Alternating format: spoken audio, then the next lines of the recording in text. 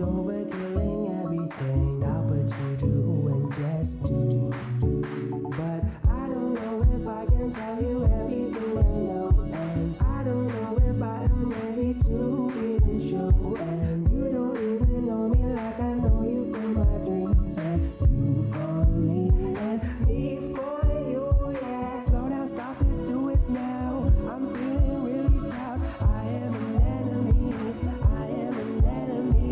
I don't know what to say. Breaking me every day. I am an enemy. I am an enemy. Yeah, 2 shots down, 3 shots done, and you know that I will do everything and show you what it means. And show you what it means. Singing.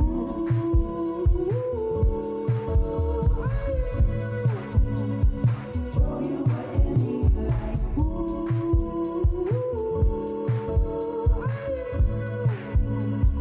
show you what it means like I don't know if I can be the one I want to be one day.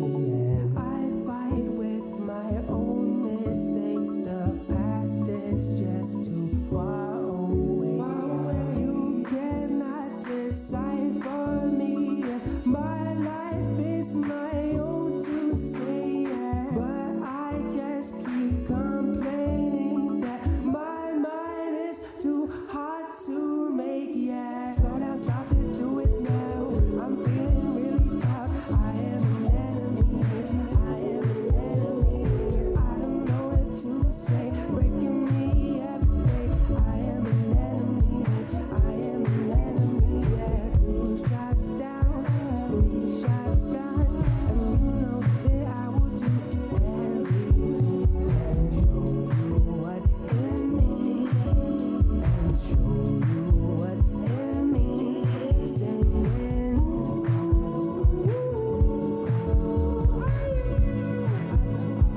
Show you what it means like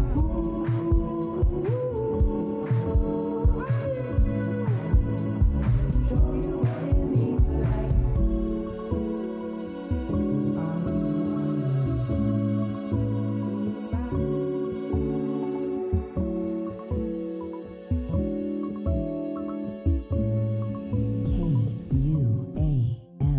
KUAMSM Hagaya, Guam. You're listening to The Link with Chris and Sabrina on Breeze 93.9.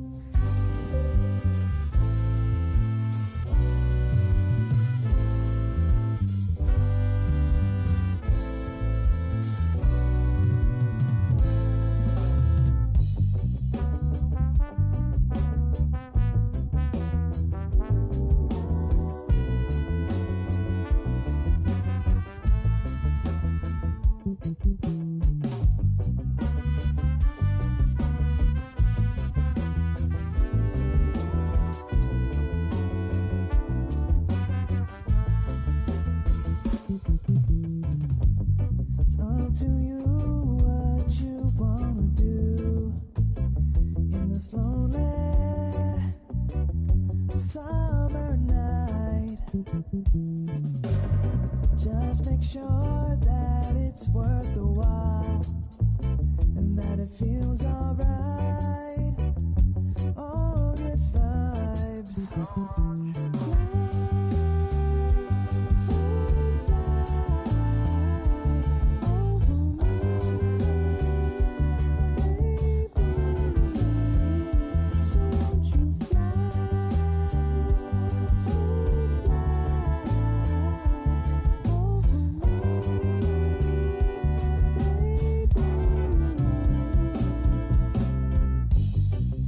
It's alright, everything will be okay.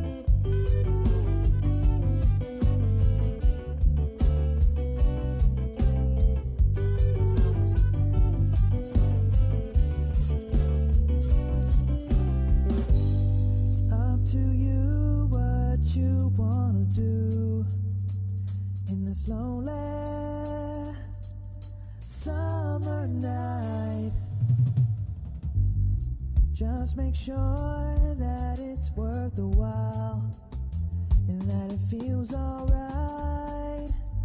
All good vibes.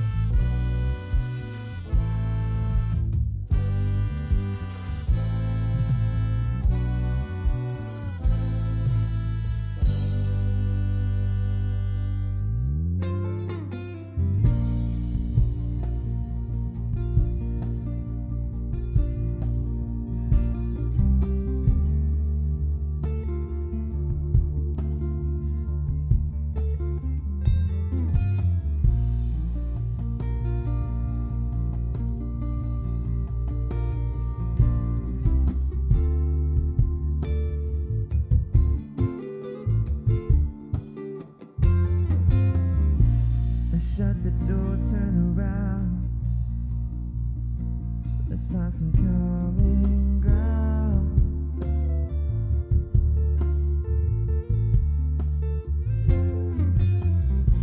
And no more fake smiles, there's no one around. It's just a you and me now.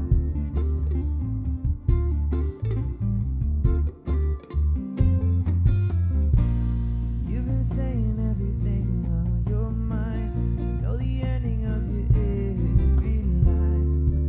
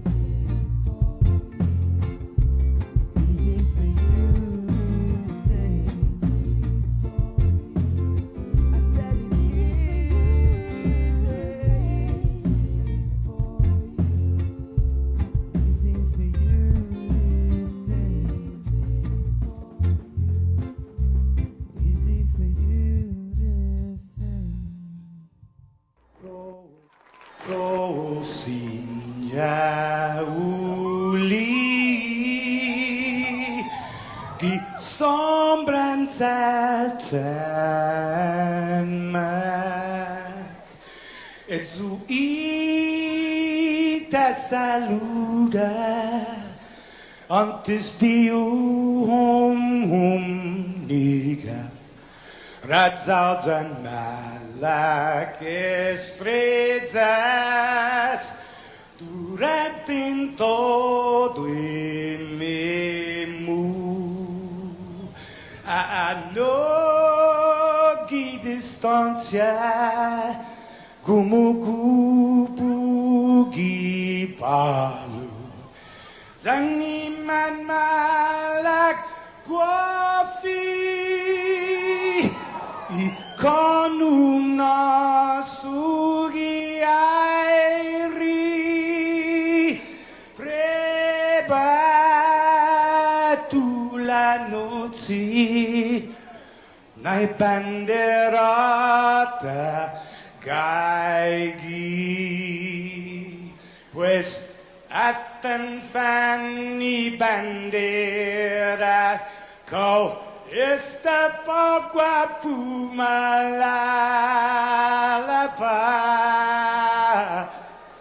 gilo tanu man libri, sentami ti. Man ko badi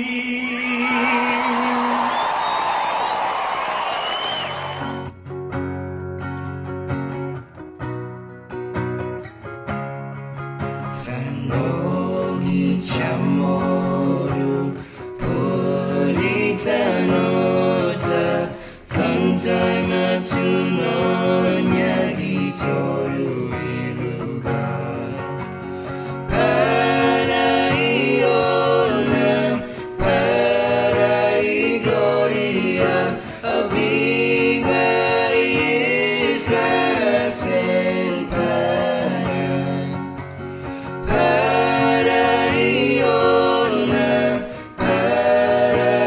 Gloria, a viva isla sin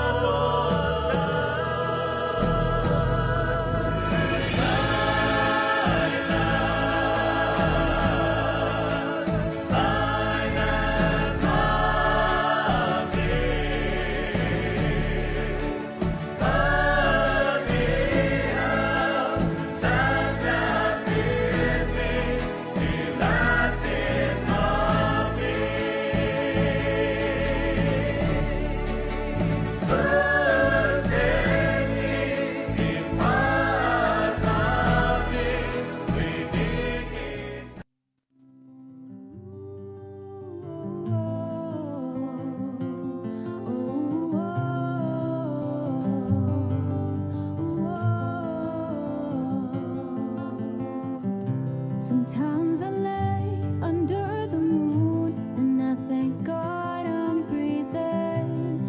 Then I pray, don't take me soon, 'cause I am here for a reason. Sometimes in my tears I drown, but I never let it get me down. So when negativity surrounds, I know someday it'll all turn around, because all my life I've been waiting for, I've been praying for the people to say that we don't want to fight no more. There'll be no more wars, and our children will play one day, one day, one day, one day, one day, one day. It's not about win or lose, 'cause we all lose when they feed on the souls of the innocent. Blood-drenched pavement, keep on moving though the waters stay raging. In this maze you can lose your way, your way. It might drive you crazy, but don't let it phase you, no way, no way. Sometimes in my tears I drown, but I never let it get me down. So when negativity surrounds, I know someday it'll all turn around, because all my life I've been waiting for, I've been praying for the people to say that we don't want to fight no more. There'll be no more wars, and our children will play one day, one day, one day, one day, one day, one day. One day this all will change, treat people the same. Stop with the violence, down with the hate. One day we'll all be free and proud to be under the same sun, singing songs of freedom like whoa, whoa, whoa, whoa.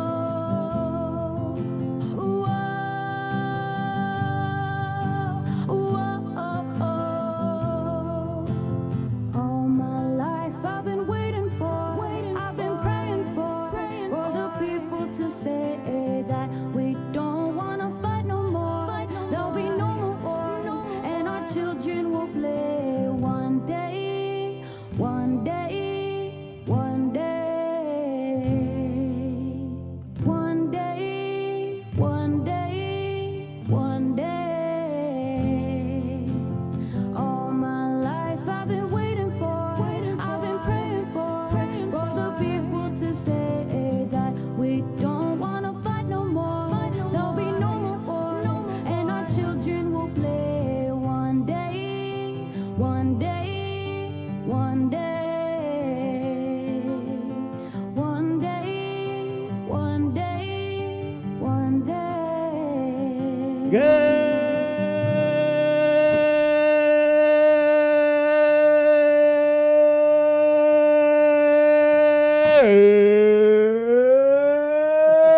Good morning, Guam. Right on. Morning, Sabrina.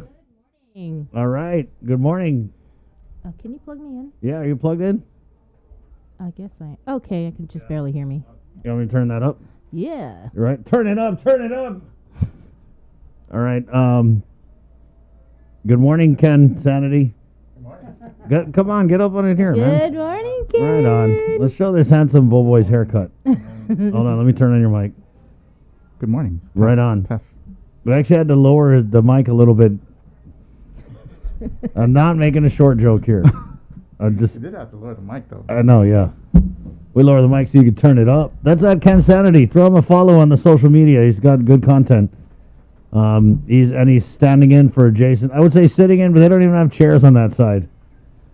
When you make it to the big time, you The come over on chair's this over side, there. you get a chair.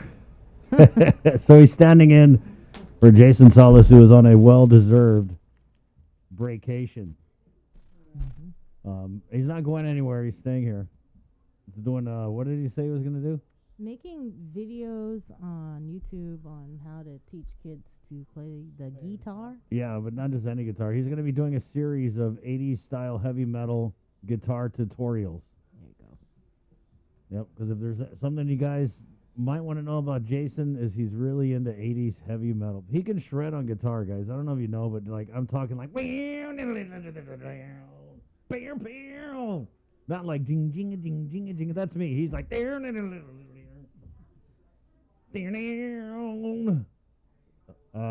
yeah, so we're gonna miss him.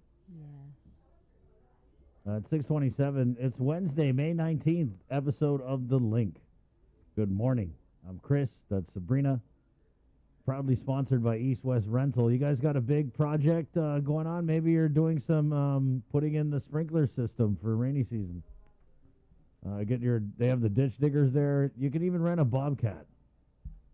You ever driven a Bobcat? It's like it's got two things, Bree, and then you put them both forward to go forward, and then you kind of put one back to turn left, and it's really cool. Is it hard No, it's fun. Yeah, I mean, it's hard. You could actually kill somebody, but, I mean... to learn? Really? No, I mean, like I said, it's these two joysticks, and you go, and then there's another one to put the... So you turn right, pull that one, turn left. Yeah, well, if you're going to turn right, you would pull the left one back. Maybe we'll we should do a link That'd on be cool. location. Yeah, get our buddy James Atkins to show us. I mean, you know. They do generators. They got if you're having a It has function... to be in an open field. Yeah, very open, first of all. We'll go over to that driving range that's right next door to the East West Rental. If you're having a gathering of up to 100 people, which you can legally do now without getting a ticket, they also have these cool, like, spotlight things. You know what I'm talking about? You light them up. They got a bunch of stuff there. Go check them out, East West Rental. Cabo Enterprises, IT&E, and our friends at Jack in the Box, where you can get the cheddar biscuits. It's basically a breakfast sandwich. It's a biscuit, right? Okay, we do biscuits, but do you do cheddar biscuits? Sabrina's Malago, because the day that we got it, she was in quarantine. And I love biscuits. Yep. 'Cause Love, love, love. love, love, love, love, love. Love, love, love. So we're going to get some more of those. Yeah, they come with it's a fried egg. And then you can pick either bacon or sausage. All right, and it's the sausage patty, Ken, with a slice of Americano cheese. It's good stuff. That's good. Good stuff. Can't go wrong. And the cheddar biscuit. Goes good with ketchup. I'm not really a ketchup guy, but in the morning I'll do a little ketchup. You dip that sucker in ketchup. They also got these cheesy stuffed tater tots. I don't know what kind of sorcery it is, but they're putting the cheese in the tater tots. They get little duendes that crawl up in there, and they're like, making rain, cheddar. Inside the tater tots is how it... At 6:30. Here's who's coming up on the show. Man, we don't have our nice printout. Yeah, it's Jason. He's so organized. Yeah, Jason usually does a nice little printout of all of our guests, and now we don't have it. So here's who's coming up. Got to do it the old-fashioned way. And look at our phones. Oh, my God.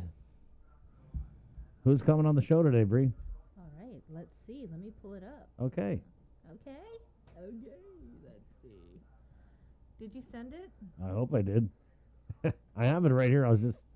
So we have at 6:45 Mayor Anthony Sanchez of Chico. He's going Right. to be talking about illegal dumping, cleanup, strays, and Dun, dun, dun. the closure of the Chico post office. Yeah, guys, the Jigo post office and the Dedito post offices are still closed. You know, and I live by there, Yeah. and usually it is always packed. Oh, There's yeah, yeah. So many people, getting their mail, and it's, at all times of the day. Right. So no traffic anymore. We also have Speaker Therese Terlahi. Lots to talk about with the speaker. Right. I just did a story yesterday where Senator Joanne Brown, or she had responded to Senator Joanne Brown. Senator Joanne Brown was saying, hey, with all this stuff going on at Chamorro Land Trust Commission, don't you think you should have an oversight hearing? And the speaker responded and said, yeah, the next oversight hearing is coming up. They don't have a date yet, but there's just a bunch of issues that I guess she wanted to kind of air out with the Chamorro Land Trust. There was definitely a lot going on. They don't have I don't think they have a director. Yeah, you're right. We haven't heard who is Mr. Hattick's replacement. The Which only is- thing we've heard is that he's got a Right. good little job over at Adelaide. Yeah, and they don't have a PIO over there. It's one of the few agencies that hasn't hired a new PIO. But yeah, we don't know what's going on.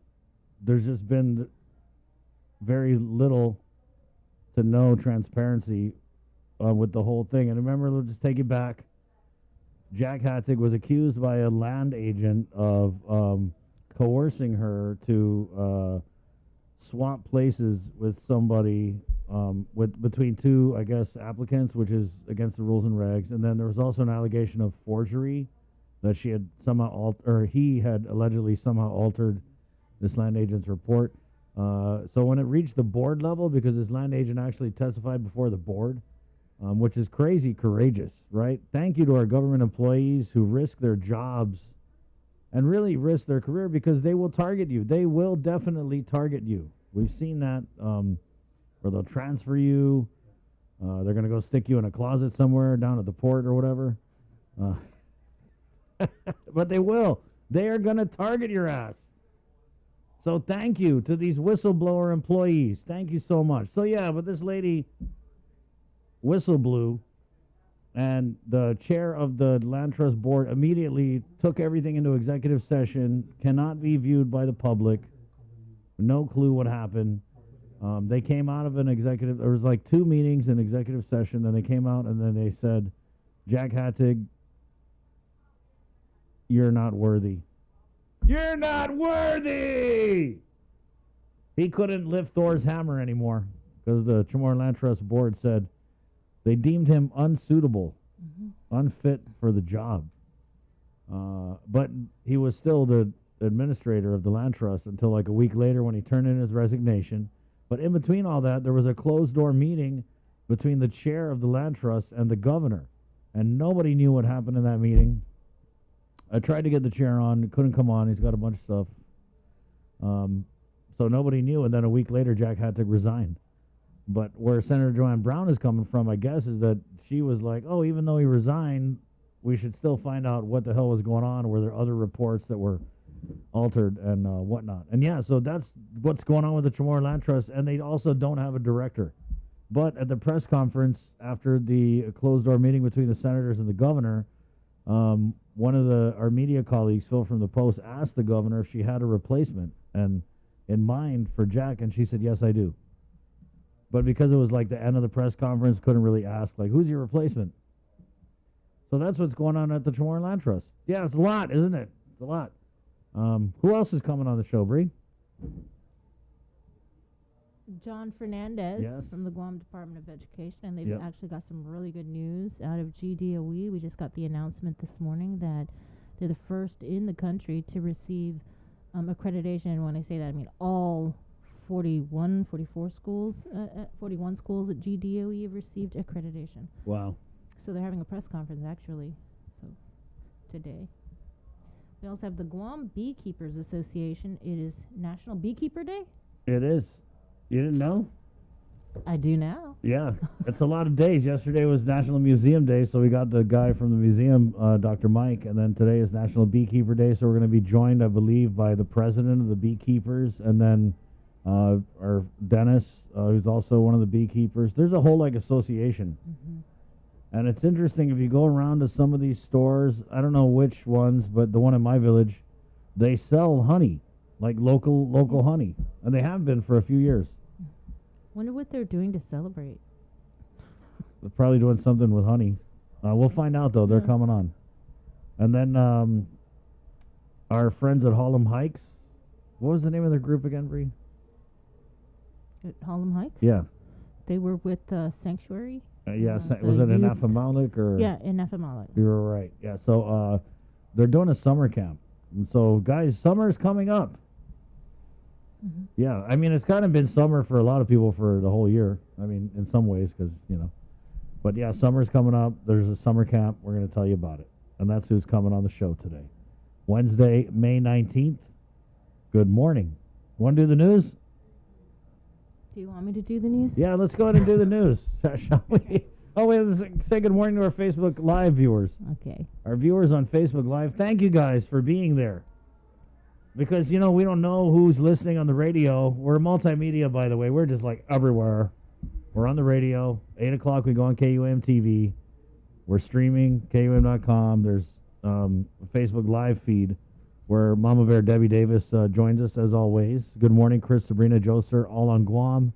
Bennett Duenas is listening. Thank you. Rosemary LaGuatnia. Good morning, team.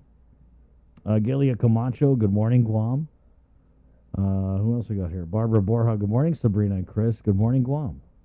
Roberto Fracassini, buongiorno, Guam. Thank you, guys. Hey, so let's go ahead and get into the news now with Sabrina Salas Mantanani from the KUAM News team with the very latest. Good morning, Sabrina. Off it, everybody. It is a major accomplishment for the Guam Department of Education as all 41 schools have achieved WASC accreditation. This makes GDOE the first school district in the country to accredit all schools under the Western Association of School and Colleges. The WASC Accrediting Commission for Schools conduct ongoing 6-year cycle evaluations in which schools must demonstrate the capacity, commitment, and competence to support quality education and continued school improvement. An oversight hearing is on the way. That is the word from Chamorro Land Trust Oversight Speaker Therese Terlahi. Senator Joanne Brown had written Speaker Terlahi requesting an oversight hearing relative to allegations of forgery and coercion raised by at least one CLT staffer against former Director Jack Hattig.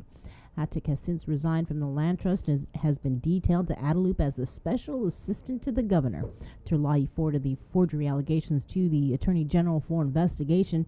In response to Brown's letter, Terlahi said she is awaiting documents from the CLTC and she will, quote, determine what remaining issues will be included in the next oversight of the CLTC. Senator Jose Pito Terlahi introduced Bill 137 to fund an actuarial study with the GovGuam Retirement Fund for the costs and benefits of an improved retirement system for public safety employees. The bill is co-sponsored by Vice Speaker Tina Munoz Barnes and Senator Mary Torres. According to the Senator, public safety employees have asked for years for a retirement plan that takes into consideration the physical rigors of their jobs. The committee chair adding that he introduced the legislation because every single state in the country has a separate retirement consideration for firefighters, public safety employees, and other unified personnel in recognition of the physically demanding nature of the work. Workers under the new hybrid plan in Guam cannot retire until the age of 62, which is one of the oldest ages for retirement for public safety employees in the nation. If public safety officers lose their job before the age of retirement, they lose their hybrid plan retirement account and will not even have a Social Security account to fall back on. It has been almost a week since the fire at the DeWitt warehouse in Harmon, and the investigation into the cause and origin is still ongoing. According to Guam Fire Department spokesperson Cherika Chargaloff, investigators are working with engineers on areas of structural integrity before adjacent areas can be reopened. In the meantime, investigators continue to conduct interviews. As we reported, much of what was destroyed was paperwork. It was last Thursday when Port General Manager Rory Respicio stated they used DeWitt to store older agency documents, and yesterday Gura confirmed they too had contracted with DeWitt to store archive records. Gura Director Ray Tapasnia issued the following statement that our assessment shows these documents to be over 20 years old. None of these records are essential to our current operations. Gura will be just fine. And with more news, here is Isaiah Uggan. Hafide Sinamai, Guahusi Isaiah Uggan. Here's what's making news on Guam. Guam's travel risk has been raised to the highest level 4 by the Centers for Disease Control. According to the CDC website, travelers should avoid all travel to Guam. It further recommends that if you must travel to Guam, you should get fully vaccinated first. The CDC does not provide a specific reason for the upgrade to very high from the previous level 3 high. The governor issued a statement saying this upgrade in travel risk should not be viewed as a setback in our recovery, but a reminder that we must keep the basic COVID-19 mitigation measures in place, she added. Reopening our island is dependent on our ability to hold ourselves accountable. GVB issued a statement which read in part, "We have already made significant progress toward revitalizing our tourism industry, but we must remain vigilant and protect each other during the pandemic." The Department of Corrections has revised its pandemic policy on who gets locked up following arrest. With more, here's Sabrina Salas Matsanani. The Department of Corrections is experiencing a different kind of surge.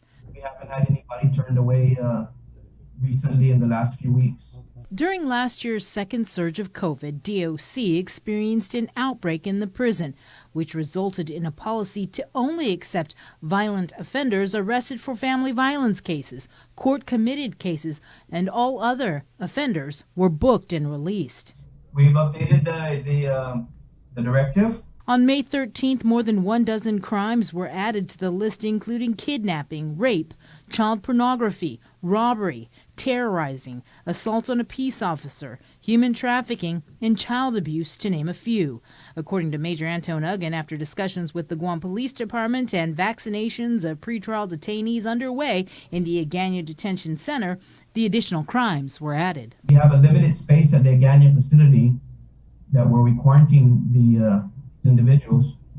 And so we have to be, we're being very cautious on, we don't want to receive people if they're just one, like theft of property or, smaller. I mean, I understand it's still a crime, but we're trying to manage our population. But we worked it off GPD and we redid some of the charges on which we would accept.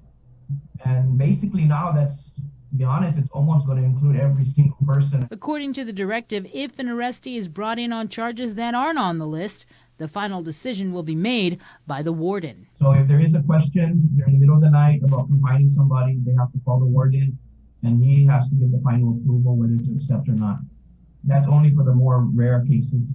During last year's outbreak of COVID at DOC, more than 100 inmates, detainees, and officers had popped positive for the virus. Stay informed 24/7 by checking out KUM.com or downloading the KUM News app, available for iOS or Android. Reporting for Guam's News Network, Guahusi Isaiah Uggan. 6 out of 778 test samples taken on the 17th have tested positive for COVID. This brings the total of officially reported cases of COVID-19 to 8,109 since March of last year. There have been 139 deaths. 90 of those cases are active, and there have been more than 7,800 recoveries. The COVID hospital census shows 8 people are now currently hospitalized, 1 receiving ICU level of care, 1 on a ventilator. The CAR score has risen to 0.9. The Joint Information Center also reports vaccination numbers. A total of 140,420 doses have been administered. 75,904 people have received their first dose, while 72,899 island residents are fully vaccinated. Health officials say the U.S. is moving in the right direction in the battle against the coronavirus pandemic, and that has led many states to roll back mask mandates that have been in place since last year. Meanwhile, a CNN survey of lawmakers showed about 25% of House members have not reported being vaccinated. Some, including Georgia Congresswoman Marjorie Taylor Greene, say they will not get the vaccine. She says she doesn't believe it's necessary. Meanwhile, here at home, Governor Lulian Guerrero is continuing to urge island residents to wear a mask. As of late yesterday, jury deliberations got underway in former Airman Luis Vargas's rape trial. For the past 3.5 weeks, a jury of 12 has heard emotional testimonies, seen evidence, and sat through nearly 3 hours of closing arguments. Adriana Cotero has the details. Is this really just a child that came before you? Is this really just a child that came before you, and no matter how hard it was and how much she didn't want to be here, she told you her story, and she did tell you what happened on the night of July 26, 2018. The night that officers arrested alleged perpetrator Luis Vargas for sexually assaulting a 9-year-old female who was his stepdaughter at the time.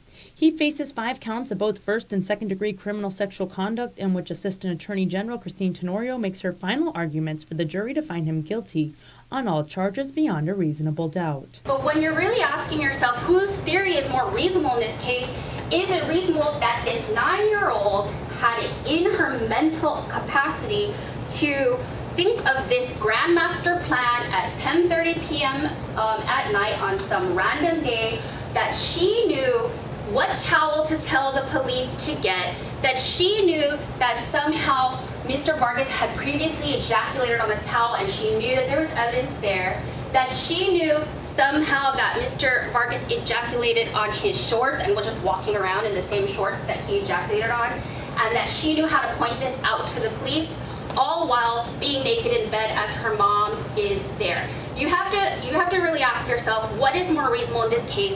And the government's position is that our theory is the more reasonable one. On the defense, representing Vargas are co-counsels Public Defender Stephen Hattori and Assistant Public Defender Teresa Rojas. In their closing arguments, the defense team argues that this is not based on theory but facts in relation to the DNA evidence. further pointing out that there were inconsistencies and contradictions between the testimonies and the allegations, and says it was all a clear product of coaching. You know, when there's a fire, right, firefighters look for the smoke, whether it's charcoal, tongan, trash, or yard debris. Fire produces smoke. In this case, the allegations are like a fire. All fire produces smoke. In this case, there is no smoke. And the reason why is there's no fire. After you deliberate, weigh all the evidence, we are confident you will agree that there is no smoke. This case basically eventually boils down to credibility of a witness. In the government's rebuttal, AAG Tenorio says at the end of the day, the defense theory is that DNA exonerated the defendant. But the prosecution's theory is that the DNA is consistent with every witness's testimony. Further, Tenorio reminds the jury to be careful with interpretations and to rely on their personal notes based on the evidence and testimony that was presented during trial. Vargas faces 25 years to life imprisonment. A jury of 12 finds Mookie Callahan guilty for several counts of both first and second degree criminal sexual conduct as a first degree felony. He was indicted for molesting 2 victims under the age of 10 years old beginning in 2011. According to the Office of the Attorney General, the case initially went before the trial court in 2013 and resulted in a conviction. However, the Supreme Court of Guam vacated that conviction, ruling that Callahan's due process rights to face his accusers were violated, and the case was remanded back to the trial court.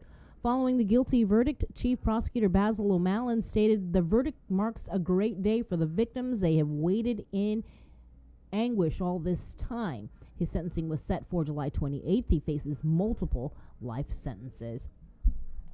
Important news as disconnection policies for power and water utility accounts resume on June 1st. Customers are invited and encouraged to attend the scheduled village outreach meetings with GPA and GWA representatives to engage and learn more about payment plans and avoid service interruptions. The first meeting is scheduled for today at the Barrigada Community Center, then Friday at the PD Social Hall, and next Wednesday at the Dededo Senior Citizen Center. All village outreach meetings are from 9 a.m. to 12 noon. And with news in Chamorro, here is Kin Conception. Buenas tardes, tiget sunto bikin sa morgan ni KUAM News. Presenta ni Familian Mito gi First Hawaiian Bank. Manakahulo talo ni Centers for Disease Control riscang bumueta para magigwahan esta hulo i 4. Según ito niya CDC na website, maabiso pasahero siya no mas kapal di bumisita i zagwahan. Marekomenda mas na dyan siyempre si sunaw hano para gwahan na siguro na mabakuna hao finena.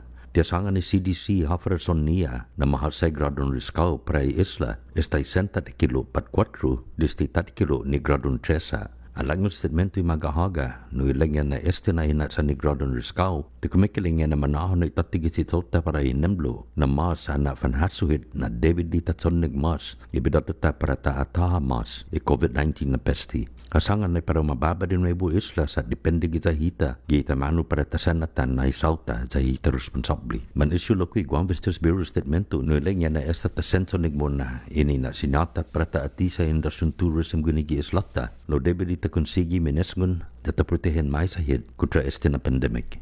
Yotro masasuntu, aji take care na insurance sa mafayo para temporaryo na restraining order gi District Court gi Martes, pero madeteni na sa Department of Administration niya na nanon niya para procurement ni gobernamentong guahan para insurance salud na kontrata. Ilan niya i-take care insurance na azo ilay ni mapasa 200 tempo tati na nesesita azi siya man mambibiro man nasano todo hospital ginigitsagwahan sa tiya onre constitution. I-take care na kompanya sa tawad sa zona contract sa Guam Regional Medical City. Imagamento na ilay sa taya reglaw na derogasyon na turidad para manay GRMC para siya o determina haji kwalifika para zona contract health insurance. Mas pipya na insigita sumana para na sa siya man manggagagaw para zona contract hasta kimahungog i-complain niya. Mafaulo ki motion na managwa hearing pre ST antes di Webes de 20 gimazo. Aduna dia sa dia antes di UDB propose ang contract with Van Hallam. Adi health insurance na contract sa deputsi mas dangkulo na contract no preneme ni gobernamentong guahan. Mas artikulo masoda ni 12 na tato jury no miso si Mookie Callahan put kwenta siya na primer dan segundo grado na criminal sexual conduct no primer grado na felony. Mainday po na molesta 2 na biktima no menos ki 2 anos edad niya, 17 ki 2 mid-11 nasakan. Según yung opisina ni Attorney General, Este na kausa sa matutuhon ni Zona Trao gidos mitrasin sakkan, jari sutugwi sa makumbikta si Callahan. Loy Supreme Court of Bomb sa manasua Zona kinimbikta, ane masoda na iriresonya si Callahan, pero fanay o matakigwi sa timanoi. Zapodad zumanahan na tati kausa para trial court, ane masoda na guilty si Callahan, ilagay Chief Prosecutor Bezo O'Malley, na ajisinada i jury sa na senmaulik idiyan ni biktima siya. Hags manangga zaman ni natsatin su hasta kimakpo. Pero may sentensya si Callahan gidya 28 gi Hulyo, afafana maski uno na sinintensyan prinesu hasta kiyo tumanlinala niya. Gimas, pero managwa oversight na hearing. Adjula niya si Speaker Teresa Lahi, umiluli komite ang oversight para sa Tomorrowland Trust Commission. Si Senadora Joanne Brown sa katawag si Lahi sa request na managwa oversight hearing sa pagdinitsakin forgery sa manifestos Linachi, ginitaw-taw niya kontra yung direktor para sa ahensya si Jack Hattick. Pumarag si Sonia si Hattick gi Land Trust sa matalaki ofisyon niya para special assistant para magahaga. Hanahano si Lahi na tsakin forgery para gwatig yung opisina ni Attorney General para maimbestiga. Ginipenya si Terlahi para ikatan niya si Brown asangani na nanagadokumento siya gini CLTC sa paroditid na hapatalo siya na linati dan sinatsaga para madiskuti gi oversight hearing para CLTC. Iyot tumo, kana istawon sumana distya na kimason na di warehouse di wit gita Harmon da distipagwa imbestitiga na hapatay mano na kimason. Sigon ng Guam Fire Department na spokesperson si Cherika Sharglef, man matutsotso iman man imbestitiga sa engineer siya para maditemina ko fifit miya ay kimason na banda ni warehouse sa para makit sa gimababa de nuevo y otro siya no lugar ni manhihut. Bento said no siya man interview siya investigators. Nurin report KOM kana todi cosas record puppet sa demonstrasyon ni Iguafi. Giimapos na webs na lingay maga si commercial port si Rory Respicio naman na sasadbi diwit na kompanya pero mapolo yung man amko esta na dokumento niya ahensya. Sa giniga pagkufit maloko igura na manggay kontrata sa ni diwit pero mapolo siya dokumento gizo niya warehouse. Direktor igura si Rita Paz niya ilang niya na adyo siya na dokumento sa maski 20 anos na idat. Jataza guhi presiso para igura na ahensya. Ilang niya na maulika igura sinadyo siya na dokumento sa record. Para Guam News Network, Walsikin Conception. Yasunto yung finut sa moro sa prendisenta sa ninafato ni Familia Mizo gi First Hawaiian Bank.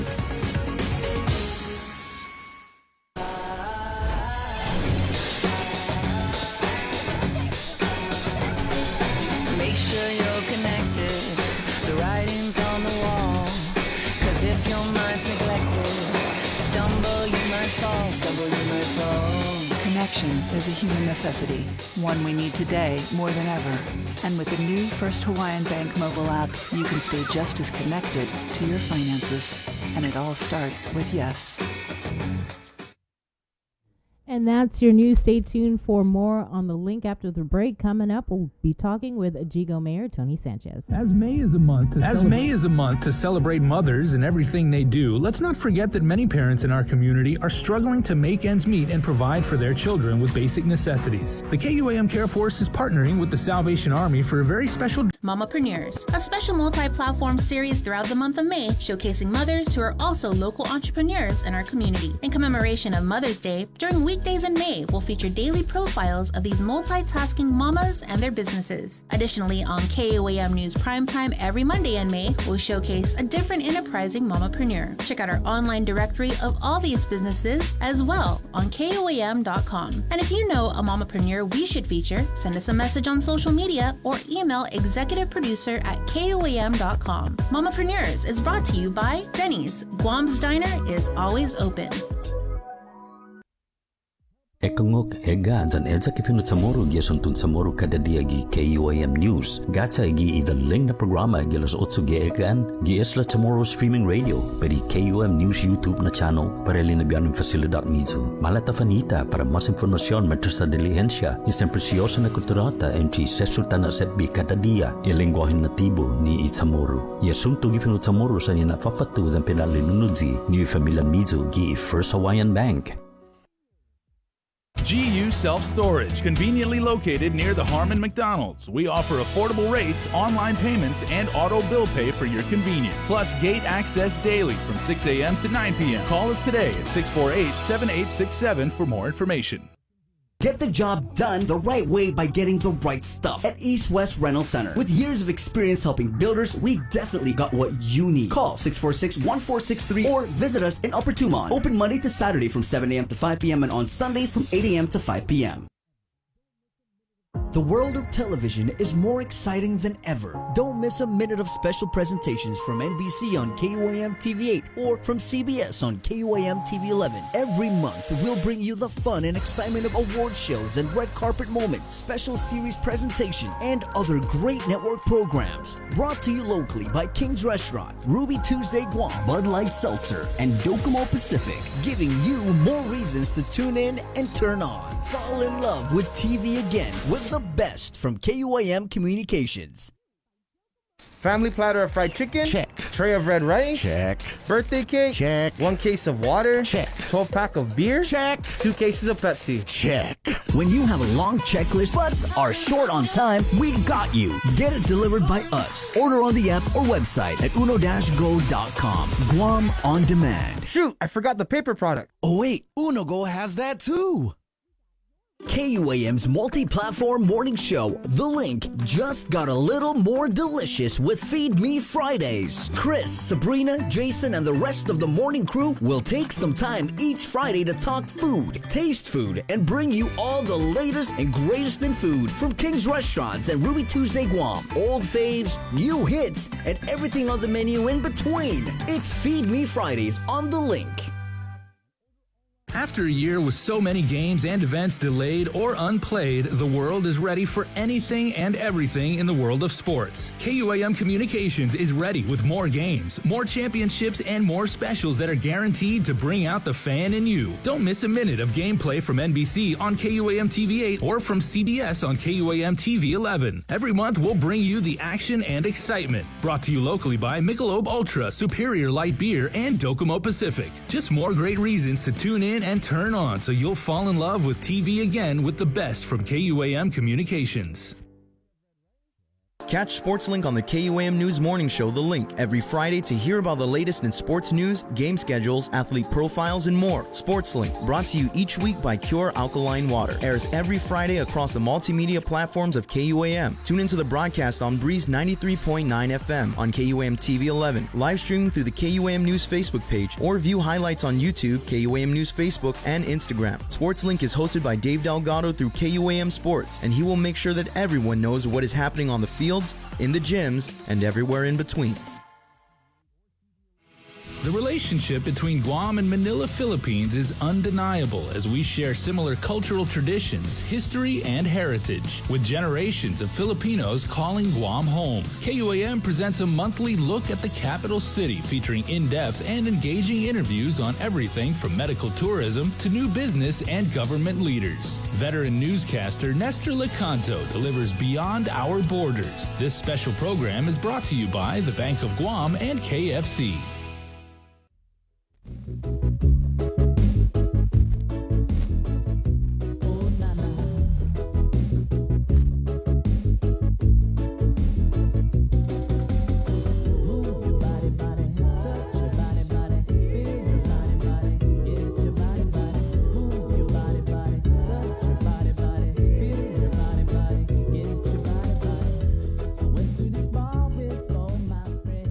Welcome back to The Link. We're going to head into the Zoom room to talk with Jigo Mayor Tony Sanchez. Good morning, Mayor. Morning, Mayor. Good morning.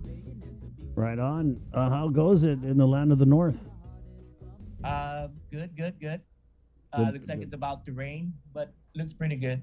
Yeah, it does. Kind of rain hot Wednesday. Mayor, so we'll just get right into it. I understand that you had some illegal dump cleanups over the weekend in the rain. Yes, we had Love Guam come out to our problem area, which is the Chatham Ramirez area. You know the area that I'm talking about. Yeah. We did one there, I would say about 3 weeks ago, and we found the receipt of a person that had their car done over at one of the car companies. And we gave it over to Mr. Glenn St. Nicholas, and he was able to track down the individual and give them a citation. Oh, wow. So when you got One Love Guam went back out there Was it? Mrs. Lee, yes, they came out there this past weekend, and what you guys saw out there when we were there, when Miss Lee and Love Guam came out this past weekend, it was even worse than what you guys saw the last time. Yeah. That corner spot, the problem spot, we picked up about maybe another 10 to 20 bags just within that area. So I don't know what we could do. Hopefully Miss Sabina Perez's bill will help alleviate a lot of these problems. Man, that just kind of makes me. Wow. All that hard work to clean up the area. And I think since we were out there probably been like 3 or 4 cleanups. Since you were been, yes, about three. Mm-hmm. And once it's cleaned up, it's just, people just trash it again. You have any idea? Yes. I mean, you guys going to put up cameras? And, this time they're dumping more stuff than what was there. I mean, Saturday, we saw a lot of PVC pipes, like from a construction company, construction debris, a lot of stuff like that.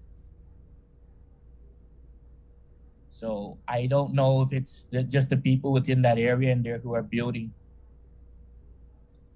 We're gonna do another one this weekend with the neighbors up at Salanguaca.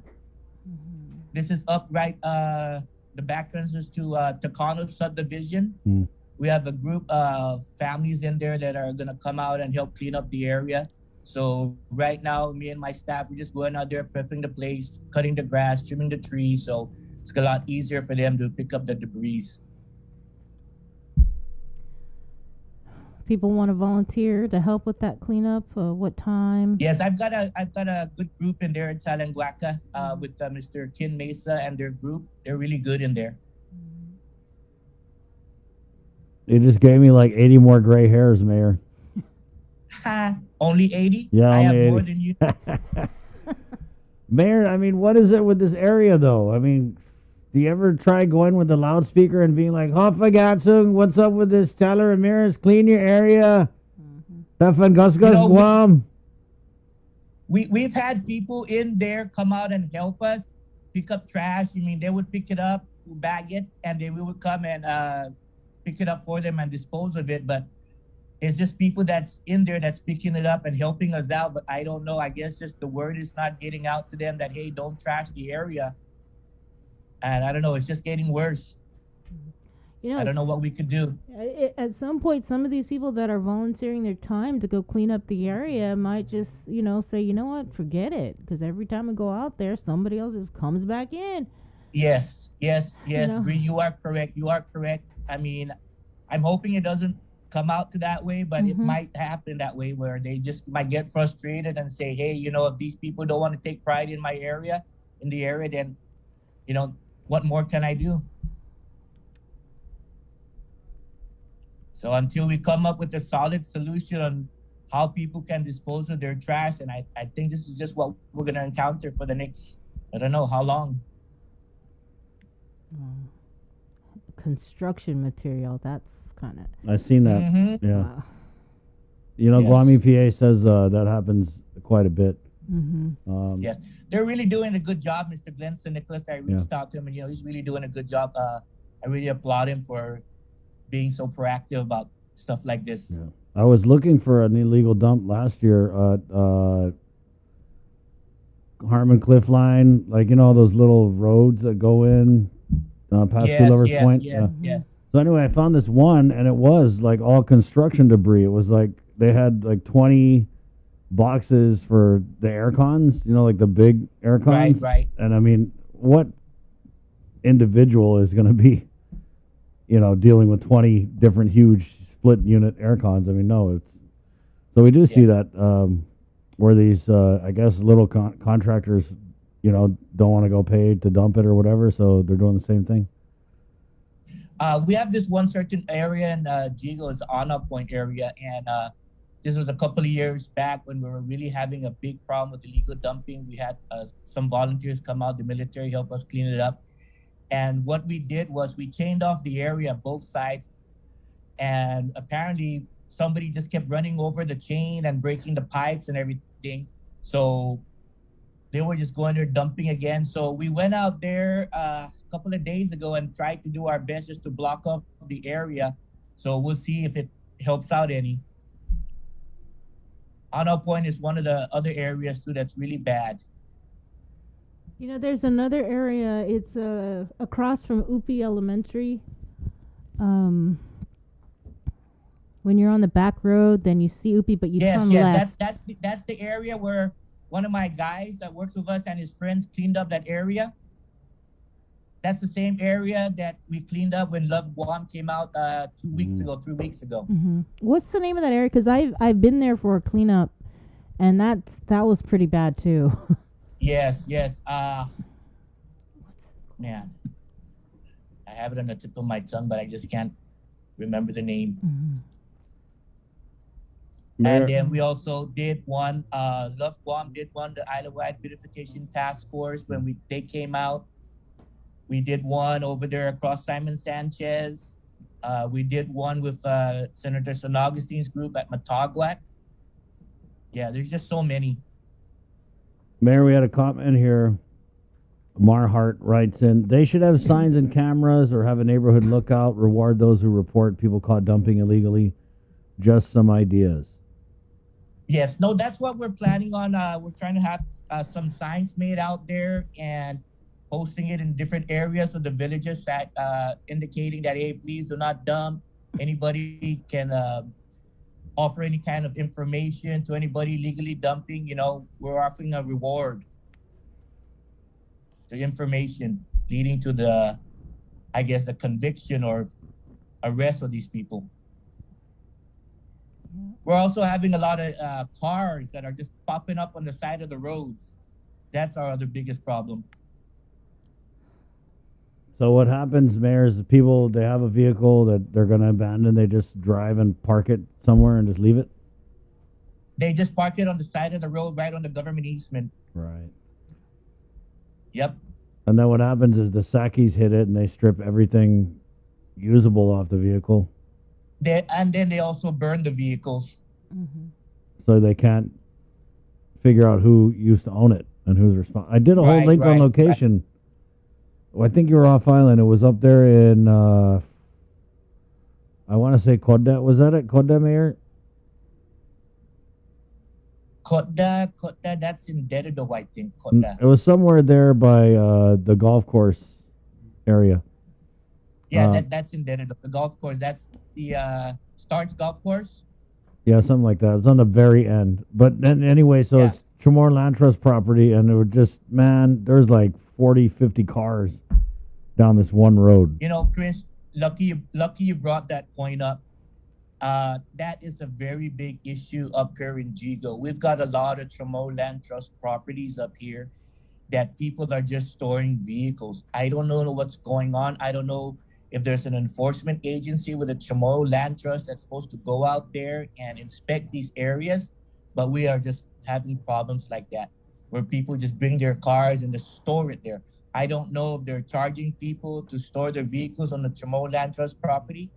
I don't know. So I'm hoping that Chamorro Land Trust enforcement people go out there and start looking at these areas, because a lot of these areas where the Chamorro Land Trust in Jigo, a lot of this on the waterlands. Mm-hmm. So I don't know how they're getting away with storing all these vehicles on Chamorro Land Trust properties. Mm-hmm. Not only vehicles, but junk, metals, white goods. Yeah. They had a whole cleanup, remember, for the dengue up at Swamp Road. And I was there, Mayor, and I was like, holy moly. You guys, I mean, some people, they're good with the land trust, but these ones that are stacking the junk, I'm like, dude, give me some Chamorro Land Trust, and I'll show you how to take care of it. You know, Jesus Christ. You know, Mayor, I'll have a reporter give you a call. Maybe we could go out there today or tomorrow to see exactly what you're talking about, this Chamorro Land Trust property where they're using it, you know, to store, as I guess you could say, like junkyards. Yes. Right. Oh, there's a lot up here. Okay. There's a lot up here. We'll have somebody call you today. You know, but for people that, you know, some people, they dump because they just can't afford, you know, the tipping fees. It's something that we always hear, right? Yeah. Well, what kind of services can they avail themselves of, though? if they were to call the Jigo mayor, hey, I need help getting rid of my abandoned vehicle, I need help getting rid of my old refrigerator, what would you tell them? Well, we're accepting right now. We are accepting the white goods, which is the refrigerators, freezers, and water heaters. We're accepting those. We've got a bin that we put them in, and then they pick it up and take it down to Pyramid Recycling. But as for other white goods, which is the washer, dryers, and stoves, microwaves, you can take that to Global Recycling, and they accept it for free. Also, loose metal, you can take it over there and they buy it from you. It's not much, but at least it's something. Okay. Right on. What As else? for the abandoned vehicles, we don't have any monies yet again for those things, for the abandoned vehicles. Maybe, is there any way that you guys can get more money? I guess what is it, the Recycling Revolving Fund? I'm hoping we could. I mean, I'm hearing that there might be bills across the senator's desk to give us more money, so I'm hoping that goes through. Okay. Okay. Well. What did you ask about the post office? Yeah, Mayor. What are you hearing about the post office? Nothing, Chris. Nothing. I'm hearing nothing about the post office. I know it's still closed, but the postmaster, nobody from the U.S. Postal Service has reached out to me to let me know what is going on. So I don't know. Once I hear something, I'll keep you in the loop. Yeah, because the postmaster for Guam, I guess she's not commenting on it, and so we're having to get a comment from the post office people in Hawaii. And they basically, when I asked again about it, they just sent the first comment they said, which was that the two post offices, which are subcontracted to private companies, are being audited. But you're hearing all kinds. Are you hearing anything though, Mayor, from your residents about anything? Well, there's rumors here and there, but I just don't want to speculate on air. I mean, we'll leave it at that. Do you know what private company then? You said it was a private company that is subcontract. Do you know? That I do not know. That I do not know. All right. What about stray animals? Ever since they started advertising that we're going out there and picking up these dogs, a lot of our residents are really being proactive. I mean, some of them are even catching dogs themselves, and we go out there, we pick it up, and we take it over to Gain. I had one resident picked up like 6 dogs, trapped 6 dogs in their own trap. So we went out there, we picked it up. So, a lot of residents are really being cautious out there, going out and trapping these dogs for us, and would come out there and pick it up. The biggest problem, is Gain. Sometimes they don't have room to put these dogs. So what happens? Let's say I catch 6 dogs in my cage. You come pick it up. You go to Gain, and Gain says, "Lana, we're full. No vacancy." Well, we hold it until they have vacancies. Then we bring it over there. You hold it at the mayor's office? No. We hold it over by our satellite area, our gym area closest to Gain. Oh, we have okay. cages. We can put them in. We put them in the cages, and we just wait until Gain is available to bring them over. Then we bring them over. Is there ever a time, Mayor, where your staff or residents are seeing these dogs that are caught and saying, "Oh no, that one looks nice. Give me that one. I'll take care of it." Well, we had some where we set traps up, and when we come back, the door is down. So people are going out there and just closing the doors. I don't know why they complain about the dogs, but yet when we go and set up the traps, they close the doors. But is it only? So we're being pretty active about it. We've got a couple of cages that we're using. We make our own cages. Is it only dogs, Mayor, that you're rounding up? I'm not mistaken. I think we picked up a couple of cats. That's hard. Cats are hard to catch because you got to be like. Oh yes. Cats are hard to catch. Yes. They're smart. They're smart. They're not smart. They're just jerks. You hold the cage open, they don't want to come in. These dogs are pretty smart too. Yeah. These dogs are pretty smart too. They know what a cage is. Ay, day. So the animals are. Yes. It's like, what did Mayor Rudy used to say? Yes. The yes, dogs yes. are outsmarting us. These dogs are smart. They go around the cage. They sniff around it. Even if the food is dangling right in front of them, they won't go into the cage. Maybe it's the food. What kind of food are you guys putting?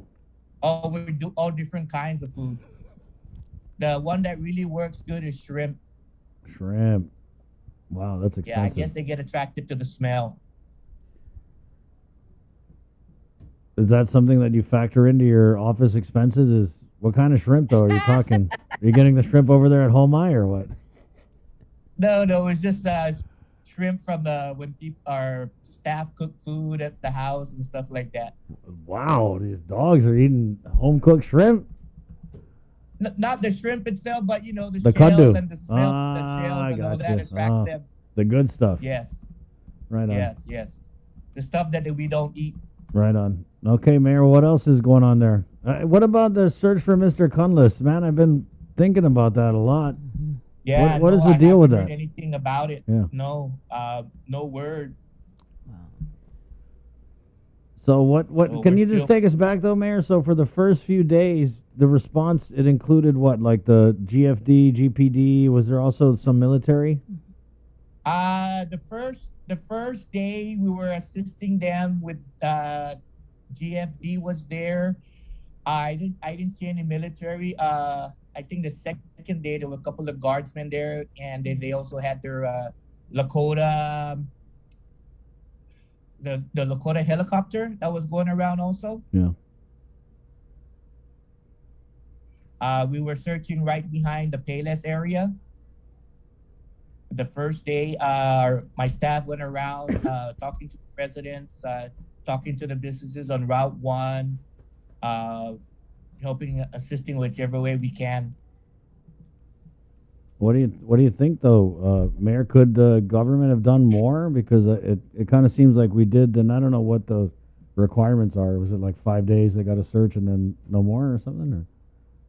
Or Man, Chris, I don't know. I mean, if they could have done more. I mean, I don't know what is their protocol in regards to searching for missing people. So, I don't know what more else we could have done.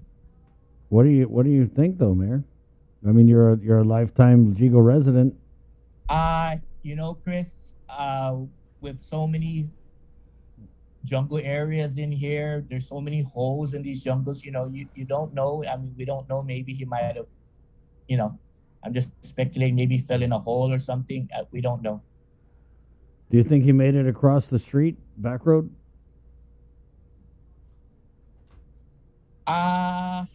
Well, he might have because it's close by to his area where the racetrack is at. He might have.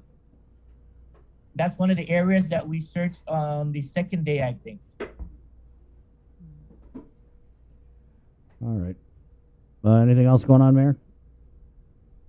Well, we're still trying to form our neighborhood watch. So we're having I just had a meeting with the Challen MC people this past weekend, the Challen D'Angelo area, which is a very problem area with crime. So, that's one of the areas that we're trying to focus on is the Challen D'Angelo, trying to get more street lights out there to light up the area. What about changing your village's name? We had Mayor Paul McDonald on yesterday. He said, nope, we want to keep it Agania Heights. Well, I haven't been approached about changing the name. I mean, Jigo's been Jigo for the longest time. I haven't heard of any other name that they would want to change it to. Right. Well, you're So okay. All right, thanks, I mean, Mayor. do you know of a tomorrow name? No, I don't. I think they're keeping it. I think it's one of the ones that's safe. Yes, Maybe yes, they'll change the I spelling. think so too. Maybe they'll change the spelling though, right? To what though? Why? I don't know. Well, hopefully not, because if they do, we're gonna have to change all our shirts. No, then your shirts is going to become collector's item. Maybe it'll be like Jigo with a U. I don't know.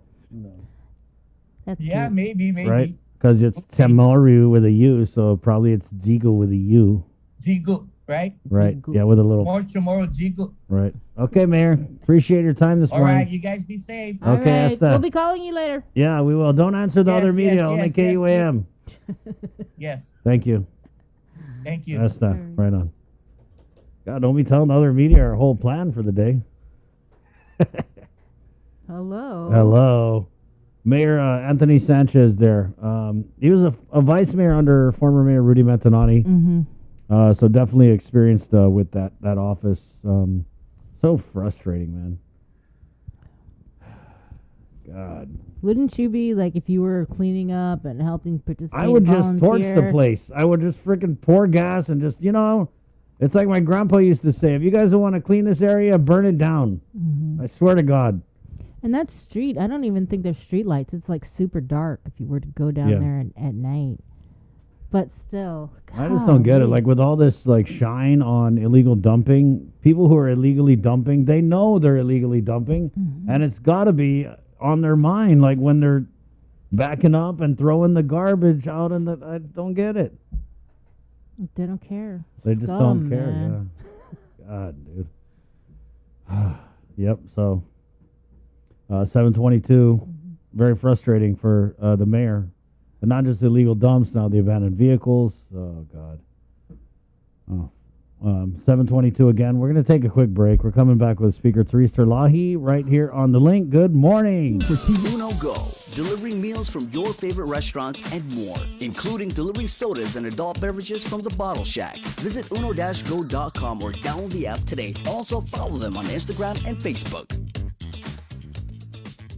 KUAM's multi-platform morning show, The Link, just got a little more delicious with Feed Me Fridays. Chris, Sabrina, Jason, and the rest of the morning crew will take some time each Friday to talk food, taste food, and bring you all the latest and greatest in food from King's Restaurants and Ruby Tuesday Guam, old faves, new hits, and everything on the menu in between. It's Feed Me Fridays on The Link.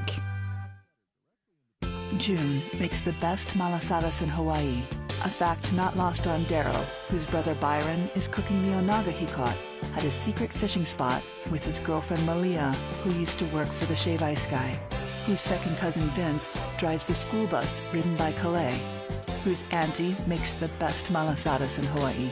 Everything here is connected, and with the new First Hawaiian Bank mobile app, you can stay just as connected to your finances, and it all starts with yes.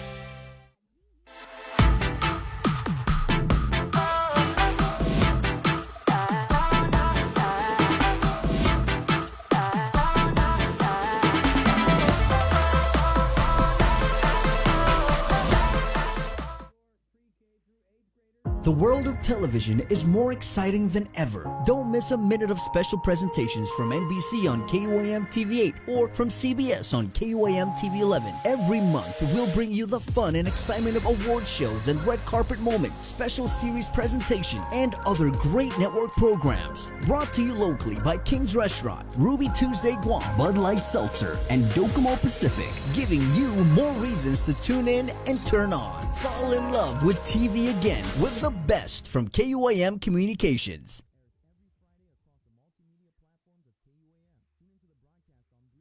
Looking for TV schedules, upcoming sports, or special presentations, or what you may have missed over the busy week you had? Well, look no further than KUAM Digital Digest. This weekly email newsletter puts all kinds of information in the hands of subscribers each and every week. Just subscribe and we will make sure you keep up with your favorites and stay informed and entertained throughout it all. Go to KUAM.com, click on the newsletter tab, give us your email address, and you are all set. Brought to you in digital partnership with King's Restaurant and Ruby Tuesday Guam. It's the KUAM Digital Digest, your weekly guide to the latest information and best entertainment on the stations and platforms of KUAM. Get the job done the right way by getting the right stuff at East West Rental Center. With years of experience helping builders, we definitely got what you need. Call 646-1463 or visit us in Upper Tumon. Open Monday to Saturday from 7 a.m. to 5 p.m. and on Sundays from 8 a.m. to 5 p.m. The relationship between Guam and Manila, Philippines is undeniable as we share similar cultural traditions, history, and heritage, with generations of Filipinos calling Guam home. KUAM presents a monthly look at the capital city featuring in-depth and engaging interviews on everything from medical tourism to new business and government leaders. Veteran newscaster Nestor Lecanto delivers Beyond Our Borders. This special program is brought to you by the Bank of Guam and KFC. Ekangok ega dyan edza kifinut sa moro giasuntun sa moro kada dia gi KUAM News. Gatsa gi idaling na programa gi alas 8 gi egaan gi esla sa moro streaming radio peri KUAM News YouTube na channel para linabian ng fasilidad mizu. Malata fanita para mas informasyon mentres sa dilihensya isang presyosa na kulturata entry sesultan na setbi kada dia ilingwahin natibo ni Itzamoro. Iasunto gi finut sa moro sa nina fafatu dan pinalinunudzi ni familia mizu gi First Hawaiian Bank. KUAM Communications and Denny's Guam presents Mamapreneurs, a special multi-platform series throughout the month of May showcasing mothers who are also local entrepreneurs in our community. In commemoration of Mother's Day, during weekdays in May, we'll feature daily profiles of these multitasking mamas and their businesses. Additionally, on KUAM News Primetime every Monday in May, we'll showcase a different enterprising mamapreneur. Check out our online directory of all these businesses as well on KUAM.com. And if you know a mamapreneur we should feature, send us a message on social media or email executiveproducer@kuam.com. Mamapreneurs is brought to you by Denny's. Guam's Diner is always open. Catch SportsLink on the KUAM News Morning Show, The Link, every Friday to hear about the latest in sports news, game schedules, athlete profiles, and more. SportsLink, brought to you each week by Cure Alkaline Water, airs every Friday across the multimedia platforms of KUAM. Tune into the broadcast on Breeze 93.9 FM, on KUAM TV 11, live streaming through the KUAM News Facebook page, or view highlights on YouTube, KUAM News Facebook, and Instagram. SportsLink is hosted by Dave Delgado through KUAM Sports, and he will make sure that everyone knows what is happening on the field, in the gyms, and everywhere in between.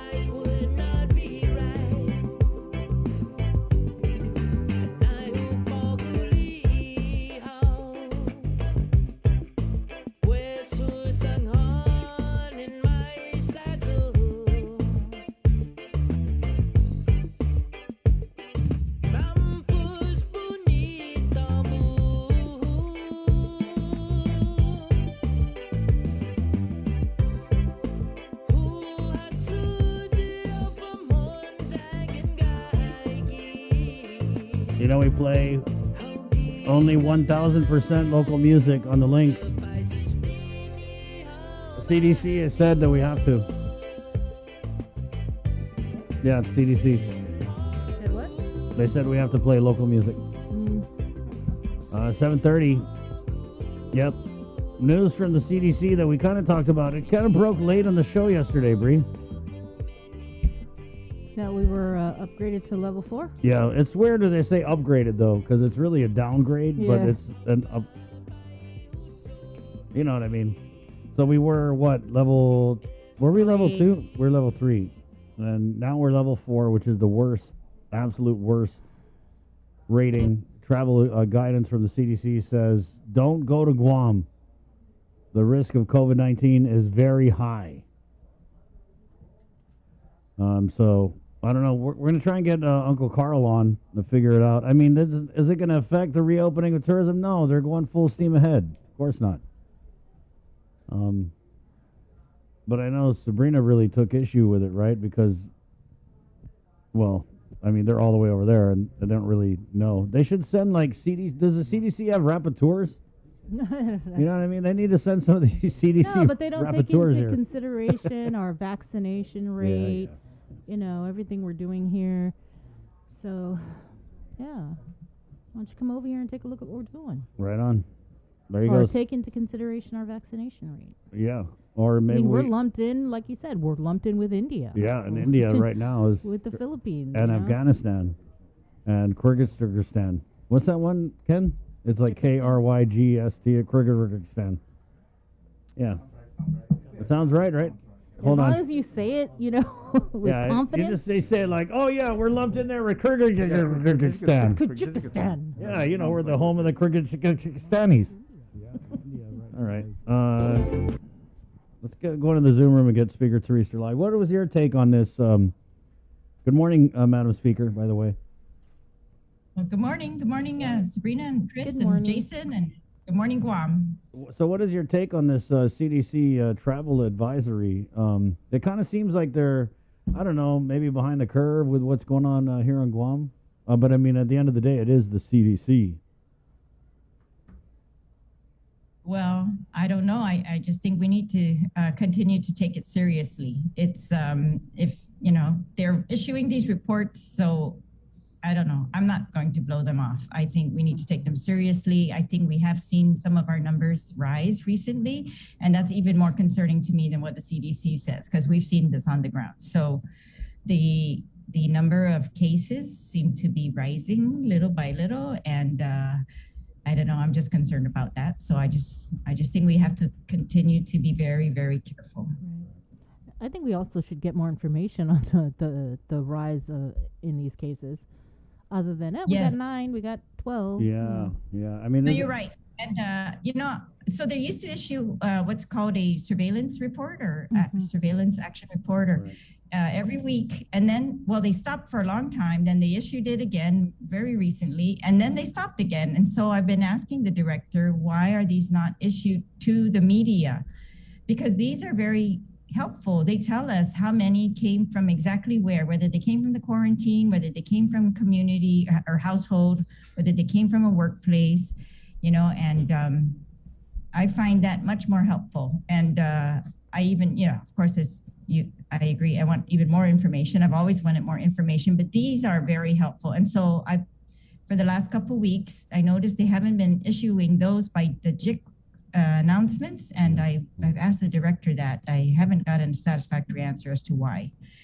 But Yeah, I mean, it's kind of crazy that, I mean, we're over a year into this thing and we're still asking for the same But information. I agree. Maybe you can help me ask. They're called the weekly situation surveillance reports, and those are issued weekly. And I think those give us much more information than what we're currently getting. Right. And so those used to be released daily, I want to say. Well, first, not Yeah, at it all. used to be. And Well, then it was daily. There's one posted on their website. It's for May 17th.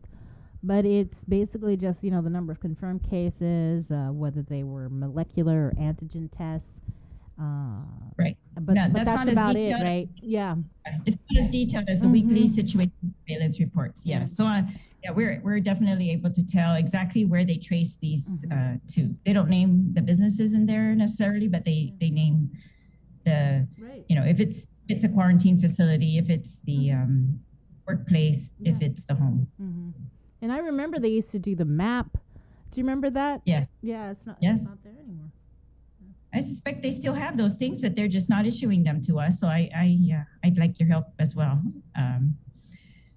I hate to call Public Health in for another oversight just to get this type of information, but unfortunately. Gotta do what you gotta do. Yeah. Well, speaking of public health, they don't respond to that, and that's unfortunate because it's a huge delay. And I think it's helpful to us to know that people are getting this from their workplaces, so that we can be more cautious in our workplaces. Don't let your guard down. They should know that these are being spread around in families, and I think that's important. And I try to remind my family, hey, this is exactly how it happens. It comes from, wherever you go, you bring it home, and yeah, you got to be careful. So I just think we have to continue to, everyone needs to know that, and how many of these are coming from quarantine. There's quite a few. And so now that we've lifted the quarantine restrictions, I think for me, we have to be even more careful because there may be cases out there, not quarantine, and we need to act like that.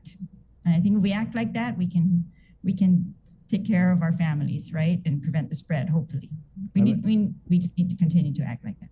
It's kind of hard to look at these random pieces of information that with decisions that have been made from reopening the island to doing away with the quarantine for fully vaccinated individuals, and then to get this CDC advisory.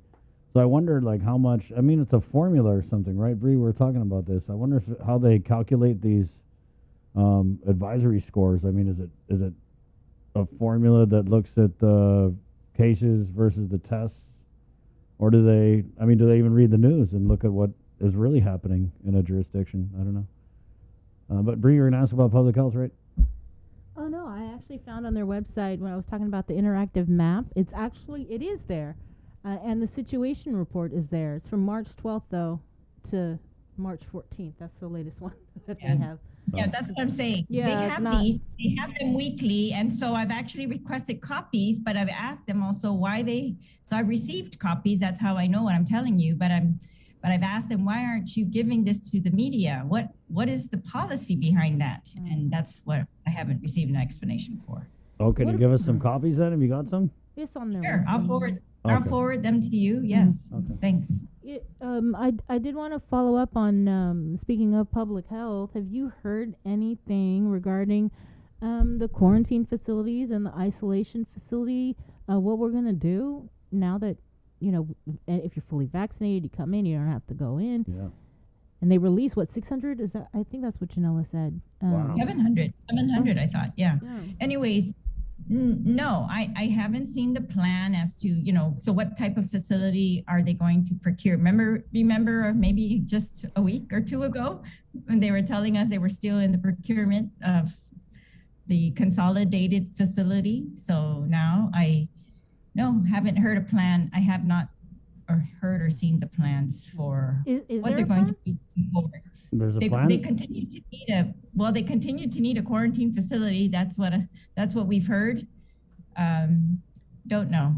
And that's really perplexing too, because it took so long for that other procurement. And so I hope we're not going to go through that again. Yeah, and they also knew this was coming. I mean, this is something that the PAG had put in front of the governor, weeks back.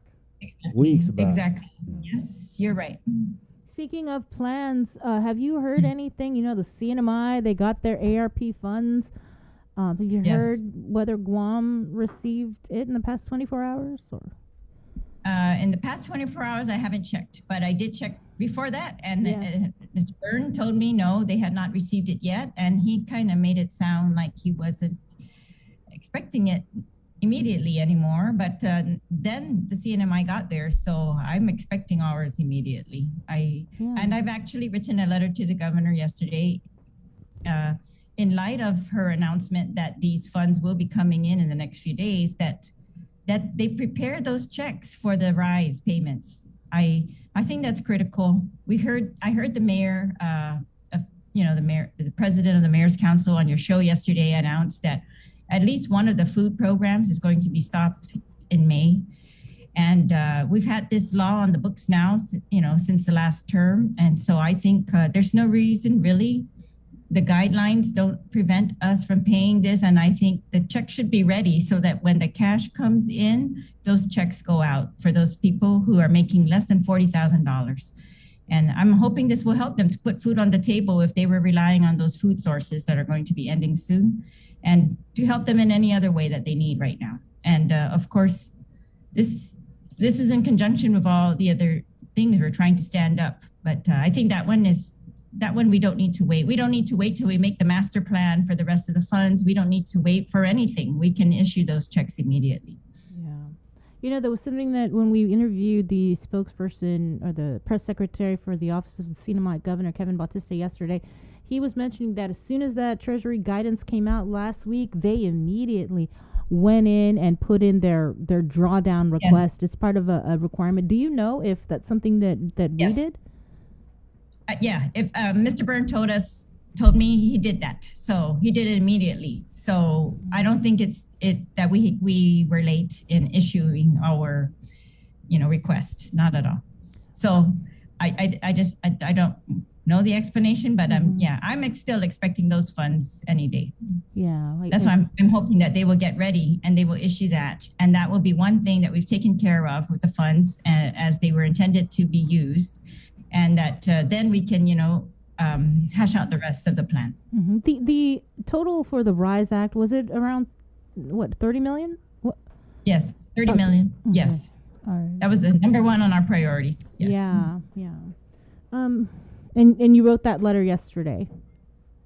Yes. When we found out that they had not received the funds yet, I wrote a letter just to say, why don't you get the checks ready anyway? And so that when the funds do come in, you could just send them out the door. Yeah.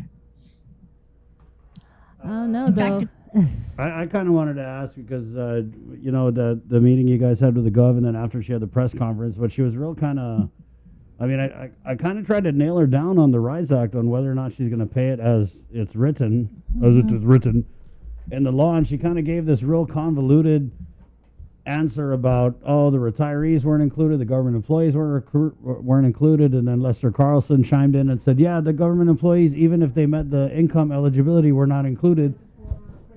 So it really kind of left me walking away very uncertain about, or is she just going to pay the RISE Act and then come up with another? I don't even know. Yeah, but she doesn't even need. I think that makes sense, doesn't it? It's reasonable. If you want to expand the program, then pay out the minimum right now. Pay out those that are already required. Expand your program. That's fine. And then make adjustments to how you're going to spend the rest of the money. All of that can be done without holding up the original payments. Right. That's what I think. Right, because she's made it clear that she can do what she wants with the money. So you're right. She could pay out the RISE, and then if she's they formulate their program, and it's been a while. Like I said, this law was passed since last term. There's been no request to amend the statute or anything formal. So if they want to create a program on their own, we've seen them do that. They can do that, but there's no reason to withhold the payments now. Right. But does that take away? Those I consider to be the minimum. Those are, one set of employees, take care of them, and or one set of, people who are making less than 40,000, take care of them right away. And if you want to expand it, then go ahead and expand it. You're going to have to adjust, your spending plan, but expand it if that's what you want to do. But don't delay in making that first set. But Madam Speaker, with correct me if I'm wrong though, with the intent of the RISE Act, wasn't it kind of to restore these private sector employees who had been out of a job, making under that threshold? So then if we go and throw more money at the retirees and the government employees, does it kind of, again, put the private sector at a deficit? Do we need to give another set of aid? You know what I mean? Because it's like we're just trying to give everyone all this money when obviously the private sector was way more disadvantaged than and I love the GovGuam employees, but I'm sorry, they were they hurt way more. Well, if they are making less, well, first of all, that's why the legislature did that in the first place, right? We recognize that there is a disparity in those who maintained their jobs and those who did not. And it's very clear, government employees, federal employees kept their jobs. There was even not a risk of them losing their jobs. That was so clear from the start, despite everything we went through. And despite the shortfalls in our operations now, nobody's being threatened with losing their job. So that was the intent of the legislature in passing that, and we passed it unanimously, by the way. That was a very, very clear policy. Now, if someone wants to change the policy, I don't necessarily object to that, but I do think it's just a totally different program. Yeah. Now, I feel for retirees who are on set incomes and they're making less than 40,000, and I think we can take a look at that. I think, but again, their income is regular. right? But of course, living on 40,000 is very difficult for a retiree and employee. We recognize that when we recognize the income level. So I'm not saying I'm going to rule that out, but I'm just saying that was not our priority at the time. We were trying to take care of people who did not have a guarantee of employment, who were not employed especially, and who really needed the help. And I believe they still need this help. Yeah. I wanted to just follow up on, you guys met with the governor 2 weeks ago or last week. I can't remember when it was. And you guys had submitted that spending plan based on 664. Then when the Treasury guidance came out, it was like 500 million something. Did you guys go back? Did you meet with your colleagues to kind of readjust the numbers and readjust your priorities? No, we haven't done that formally. We may do that. No, we haven't done that. And I think the number will be higher than, what was the number you said? 543? Yeah.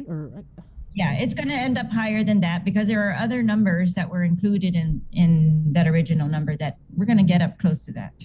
They're going to add on capital improvement funds. They're going to add on some other funds. So it'll be over 600 for sure. Mm-hmm.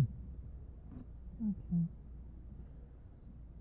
Well, I guess so there may be slight improvements needed. Yeah, I mean, slight adjustments needed, but yes, we're still hoping to see the governor's list. We haven't seen her list yet. And so we're hoping to have some kind of collaboration on this, that if she sends us her list and it's consistent with ours with maybe different amounts, that might be acceptable. She might have better estimates of the cost of certain of these projects. Right. Otherwise, that's what we intend to do, is to have some hearings based on our list of priorities, get more clarification on the guidelines, so we might have to rule some of these priorities out. If we listen to the congressman, all the items that we listed for GPD, those would all go out, GFD out.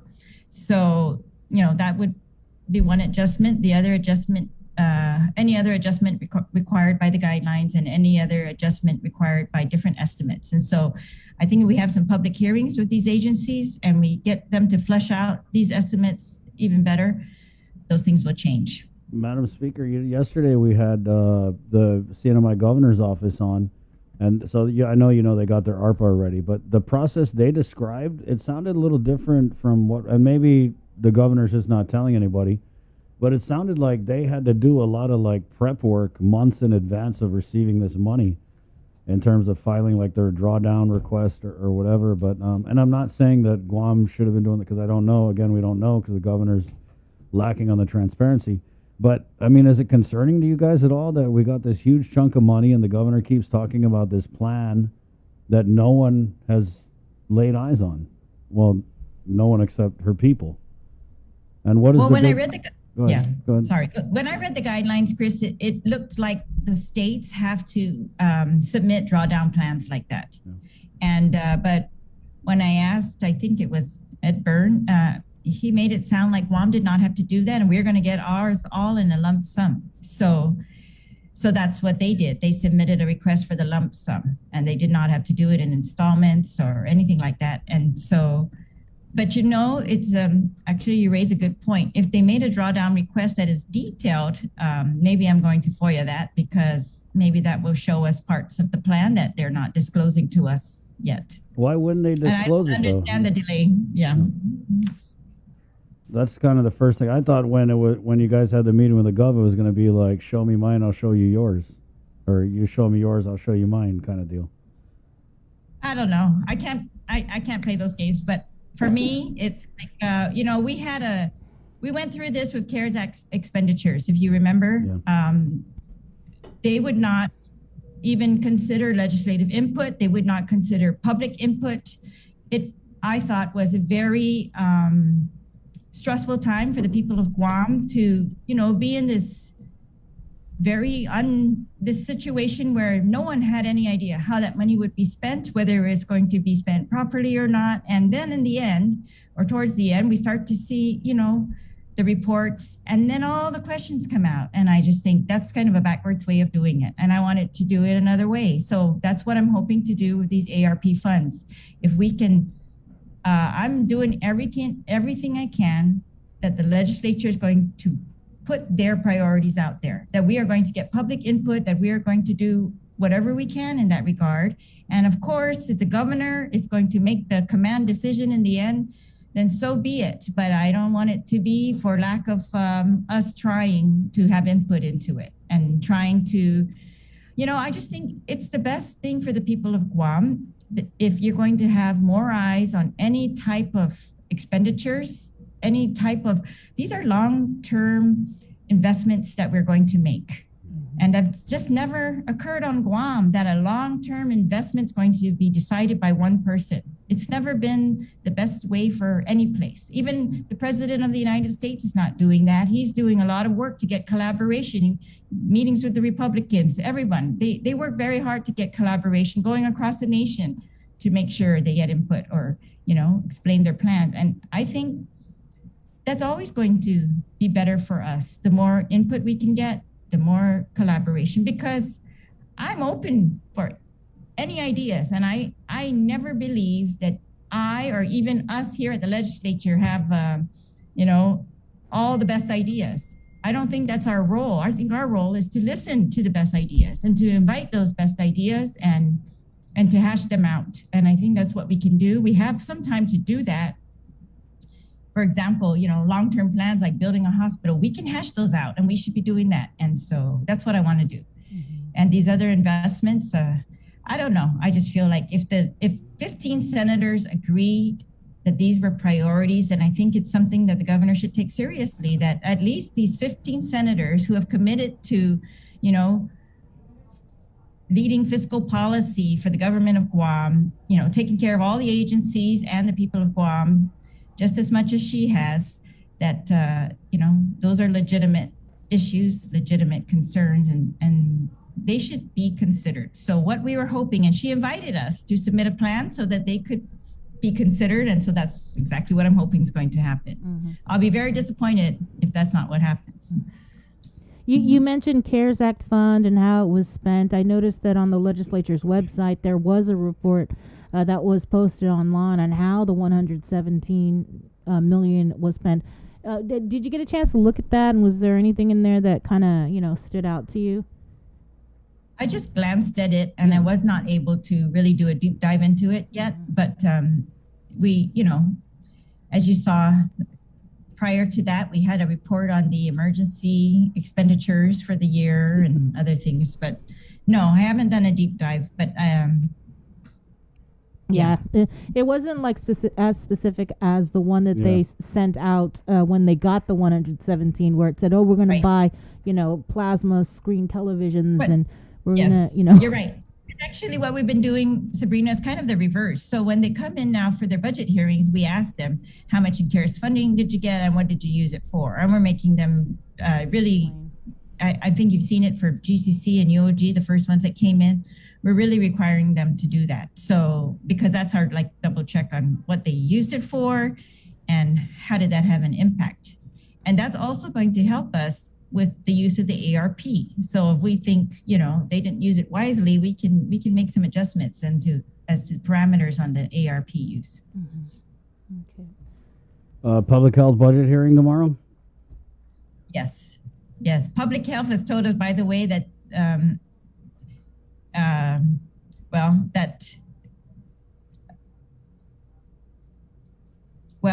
that they are going to request more from the ARP than the legislature's priorities has set for them. And so we are discussing the details of that.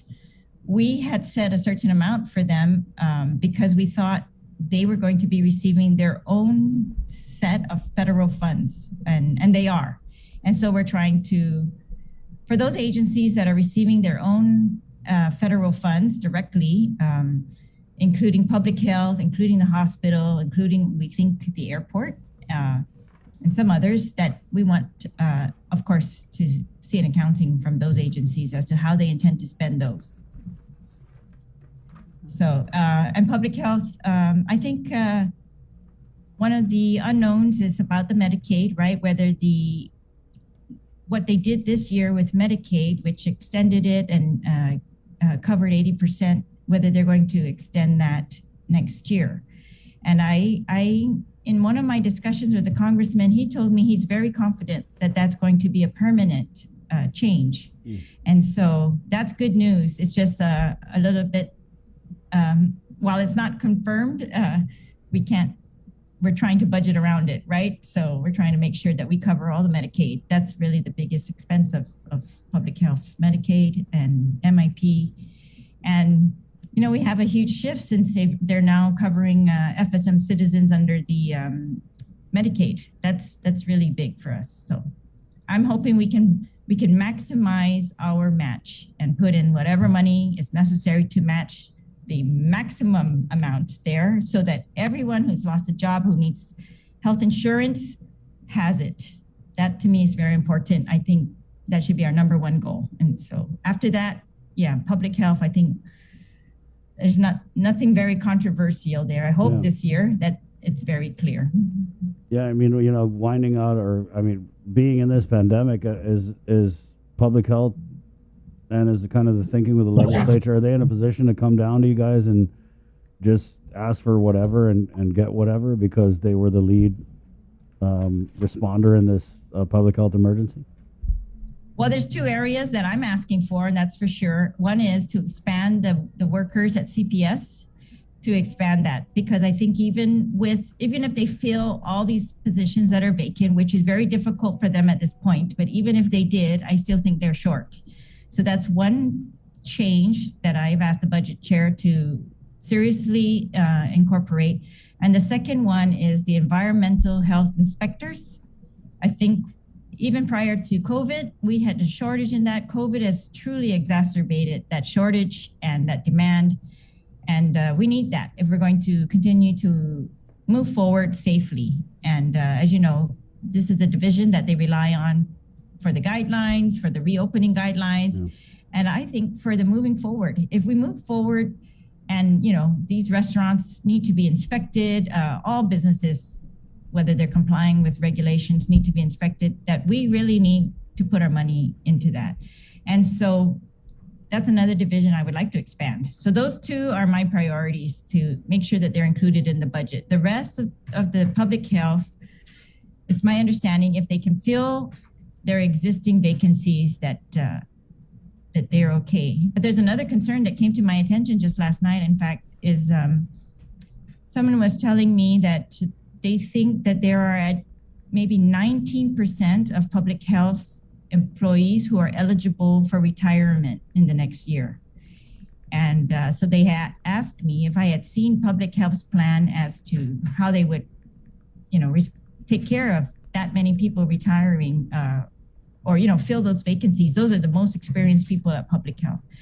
So I have yet to discuss that with the director. Of course, I think we'll bring that up tomorrow at the hearing and just ask. He's got to be aware of that. This is a big loss for public health. I've seen them lose people over the past few years that I've been the chair, and these are their, you know, these are so much knowledge in these people who have worked for public health for years. So I give them kudos. And of course, I'm going to consider whatever else they say they need. We'll consider that very seriously. Last question, Speaker. So I know that the Vigilance Committee had written to you about this meeting with the Gov, and then I saw that you were requesting an opinion from the Attorney General.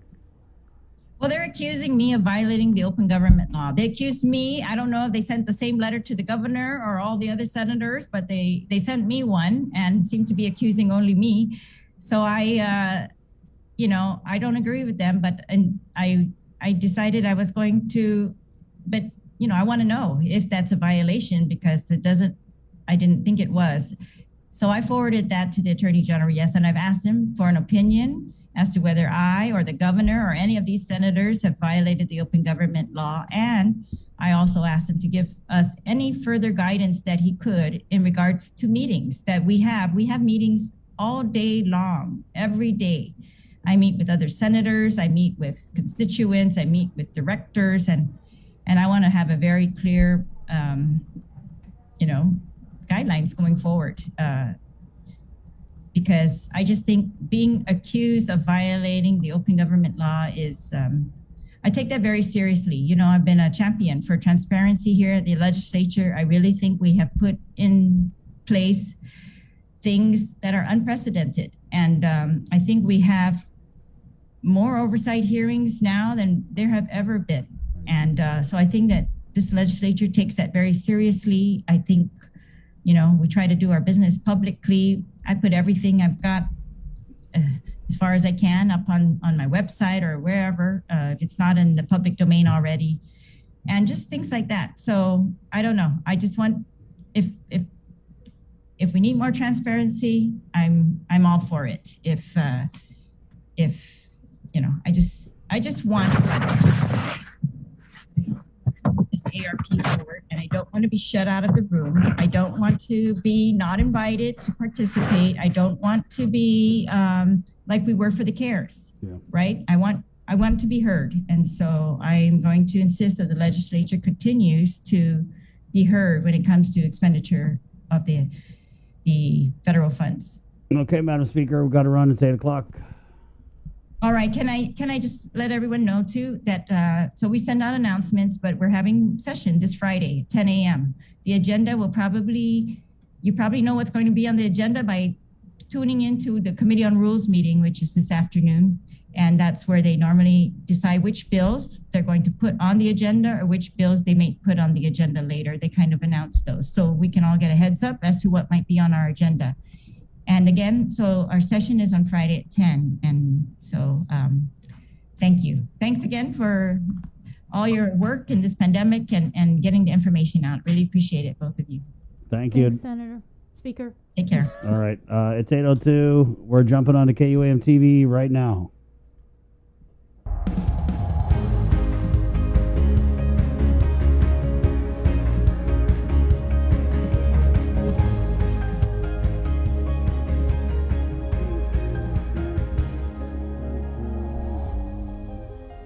Good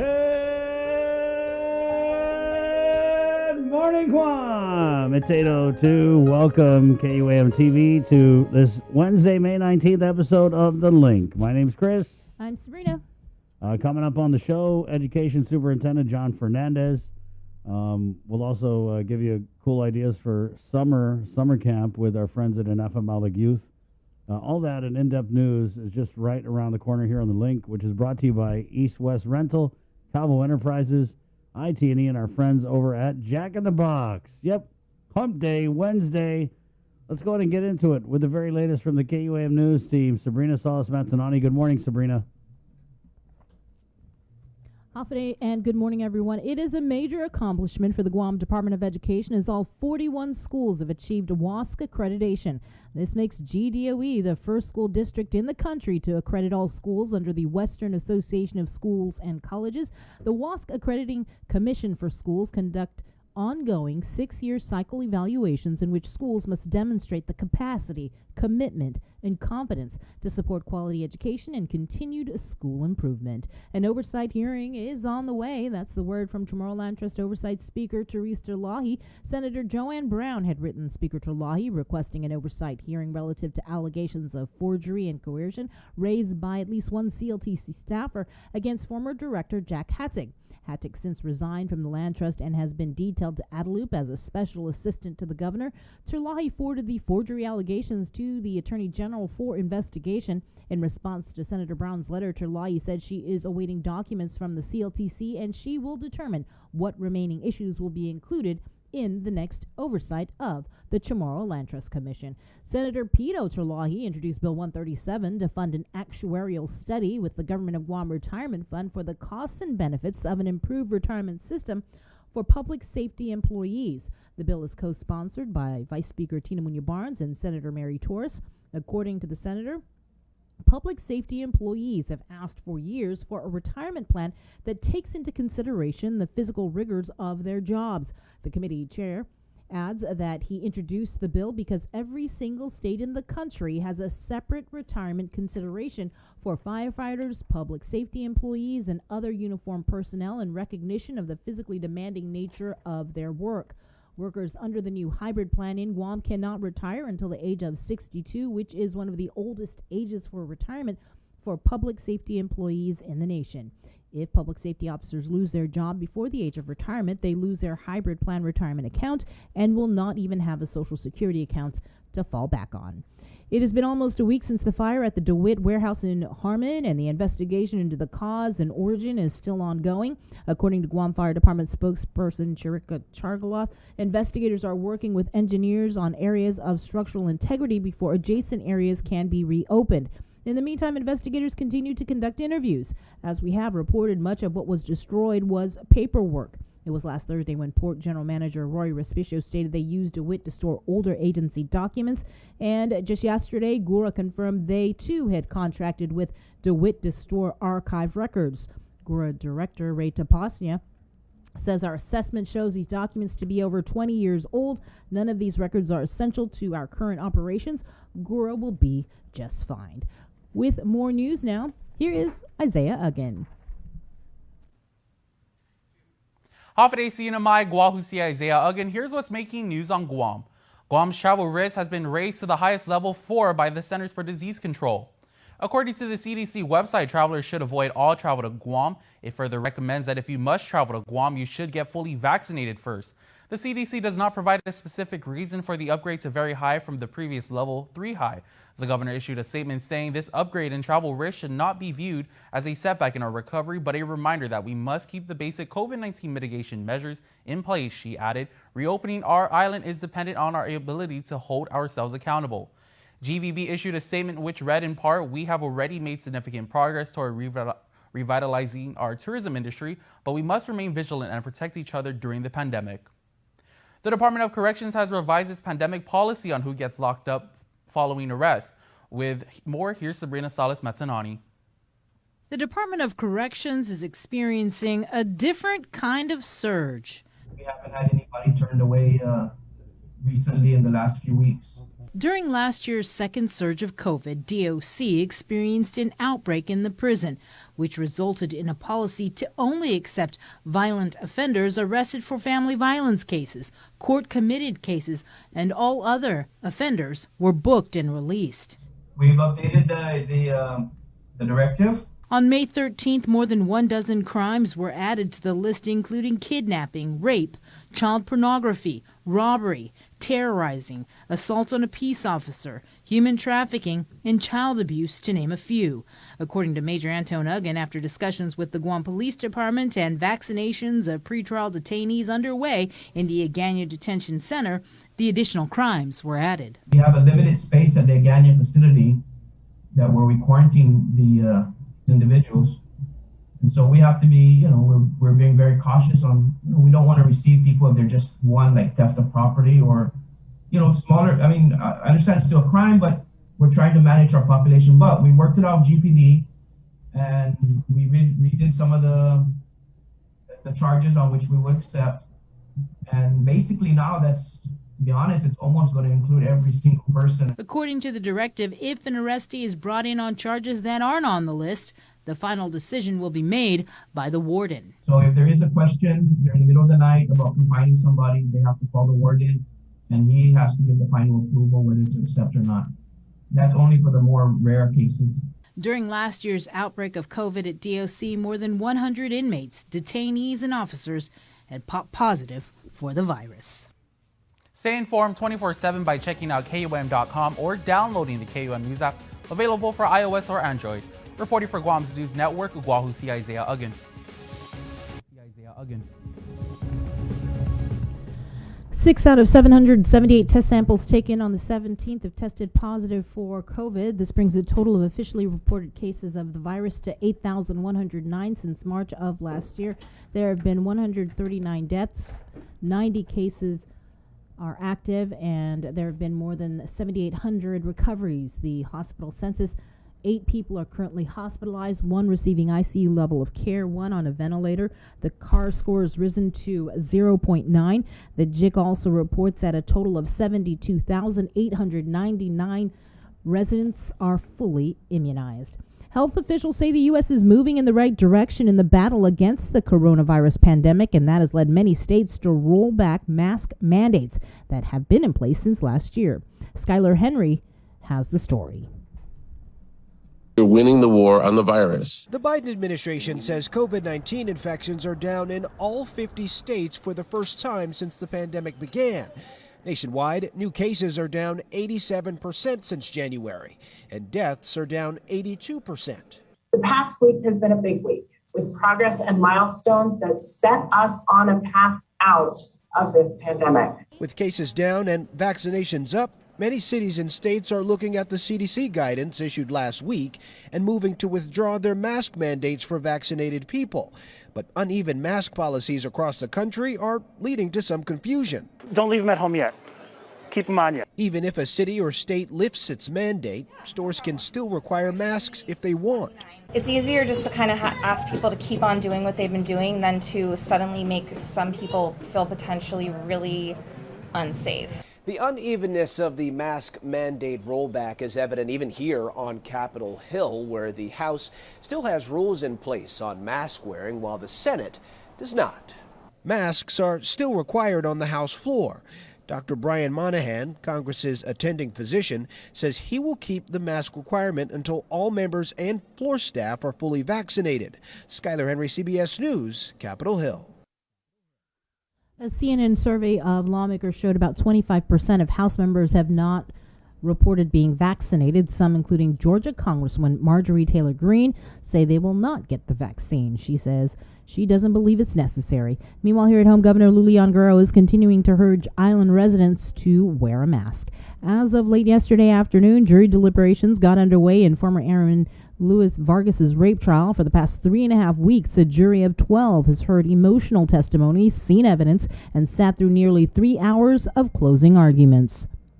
Adriana Cotero has the details. Is this really just a child that came before you, and no matter how hard it was and how much she didn't want to be here, she told you her story, and she did tell you what happened on the night of July 26, 2018. The night that officers arrested alleged perpetrator Luis Vargas for sexually assaulting a 9-year-old female who was his stepdaughter at the time.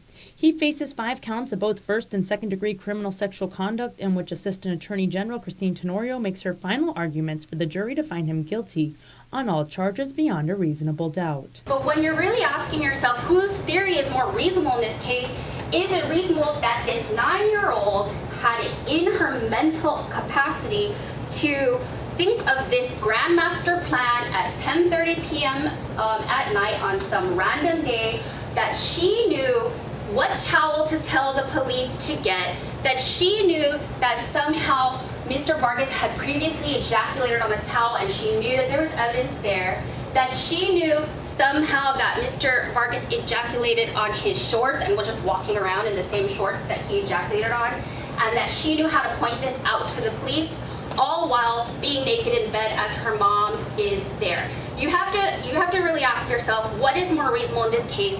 And the government's position is that our theory is the more reasonable one. On the defense, representing Vargas are co-counsel's public defender Stephen Hattori and assistant public defender Teresa Rojas. In their closing arguments, the defense team argues that this is not based on theory but facts in relation to the DNA evidence, further pointing out that there were inconsistencies and contradictions between the testimonies and the allegations, and says it was all a clear product of coaching. You know, when there's a fire, right, firefighters look for the smoke. Whether it's charcoal, tongue-in-tongue, trash, or yard debris, fire produces smoke. In this case, the allegations are like a fire. All fire produces smoke. In this case, there is no smoke. And the reason why is there's no fire. After you deliberate, weigh all the evidence, we are confident you will agree that there is no smoke. This case basically eventually boils down to credibility of a witness. In the government's rebuttal, AAG Tenorio says at the end of the day, the defense theory is that DNA exonerated the defendant, but the prosecution's theory is that the DNA is consistent with every witness's testimony. Further, Tenorio reminds the jury to be careful with interpretations and to rely on their personal notes based on the evidence and testimony that was presented during trial. Vargas faces 25 years to life imprisonment. A jury of 12 finds Mookie Callahan guilty for several counts of both first and second degree criminal sexual conduct as a first degree felony. He was indicted for molesting 2 victims under the age of 10 years old beginning in 2011. According to the Office of the Attorney General, the case initially went before the trial court in 2013 and resulted in a conviction. However, the Supreme Court of Guam vacated that conviction, ruling that Callahan's due process rights to face his accusers were violated, and the case was remanded back to the trial court.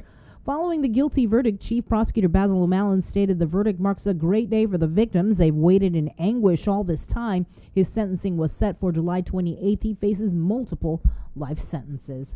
Important news as disconnection policies for power and water utility accounts resume on June 1st. Customers are invited and encouraged to attend the scheduled village outreach meetings with GPA and GWA representatives to engage and learn more about payment plans and avoid service account interruptions. The first meeting is scheduled for today at the Barrigada Community Center, then Friday at the PD Social Hall, and next Wednesday at the Dededo Senior Citizen Center. All village outreach meetings are from 9 a.m. to 12 noon. With news in Chamorro, here is Kin Concepcion. Buenas tardes, tiga sunto gifinut sa morgan ni KUAM News. Presenta ni Familian Mizo gi First Hawaiian Bank. Manakahulo talo ni Centers for Disease Control Riscang Bumueta para magigwahan estahulo gi 4. Según ito niya CDC na website, maabiso pasahero siya no mas kapal di bumisita sa gwahan. Marekomenda mas na dyan siyempre si sunaw hano para gwahan na siguro na mabakuna haw finena. Tiyasangan ni CDC hafrason niya na mahasay gradon riskaw para isla estay 60 kilo pat 4 disti 30 kilo ni gradon 13. Alang yung statemento yung magahaga, no ilagyan na na hinat sa nigradon riskaw, di kumikiling na manahon na itatigit si Tota para inemblo na mas na fanhasuhit na David di tatsonig mas, ibidotata para taataha mas, COVID-19 na pesti. Kasangan na para mababa din may buo isla sa depende kita hita, gita mano para tasanatan na isauta sa hita responsabli. Man isyu lokoy Guam Visitors Bureau statemento, no ilagyan na tasensonig mo na, ini na sinata para taati sa industry tourism gunigi islata, no David di konsigi minesngun tataprotehin mai sahid kontra na pandemic. Yotro masasuntu, aji take care na insurance sa mafayo para temporaryo na restraining order gi District Court gi Martes, pero madeteni na sa Department of Administration hiyan na nanon niya para procurement ni gobernamentong guahan para insurance salud na kontrata. Ilan niya i-take care insurance na azo ilay ni mapasa 200 tempo tati na nesesita azi siya man mambibiro man nasano todo hospital ginigitsagwahan sa tiya onre constitution. I-take care na kumpanya sa tawad sa na contract sa Guam Regional Medical City. Yung magamito na ilay sa taya reglaw na derogasyon na turidad para manay GRMC para siya o determina haji kwalifika para na contract health insurance. Mas pipya na insigita sumana para na sa siya man manggagagaw para na contract hasta ki mahungog i-complain niya. Mafaulo ki motion na managwa hearing para ST antes di Webes de 20 gimazo. Adyo na dia sa dia antes di UDB proposing contract with Halom. Adji health insurance na contract sa Deputsi mas dangkulo na contract no preneme ni gobernamentong guahan. Mas artikulo, masoda ni 12 na tao jury na umisaw si Mookie Callahan put kwenta siya na primer dan segundo grado na criminal sexual conduct no primer grado na felony. Mainday po na molesta 2 na biktima no menos ki 2 anos edad niya, disitati ki 2 mid-11 na sakan. Según yung opisina ni Attorney General, na kausa sa matutuho ni Zona Trial ki 2 mid-13 sakan, dahil sutugwi sa makumbikta si Callahan. Loy Supreme Court of Guam sa manasua sa nakinumbikta ana masoda na ireson niya si Callahan pero fanay yung matakigwi sa timanoi. Zapodad zumanahan na tati kausa para trial court. Ana masoda na guilty si Callahan ilagay Chief Prosecutor Basil O'Malley na ajisin na da i-jury sa na senmaulik diyan ni biktima siya. Hags mananga sa manina tathin su hasta kimakpo.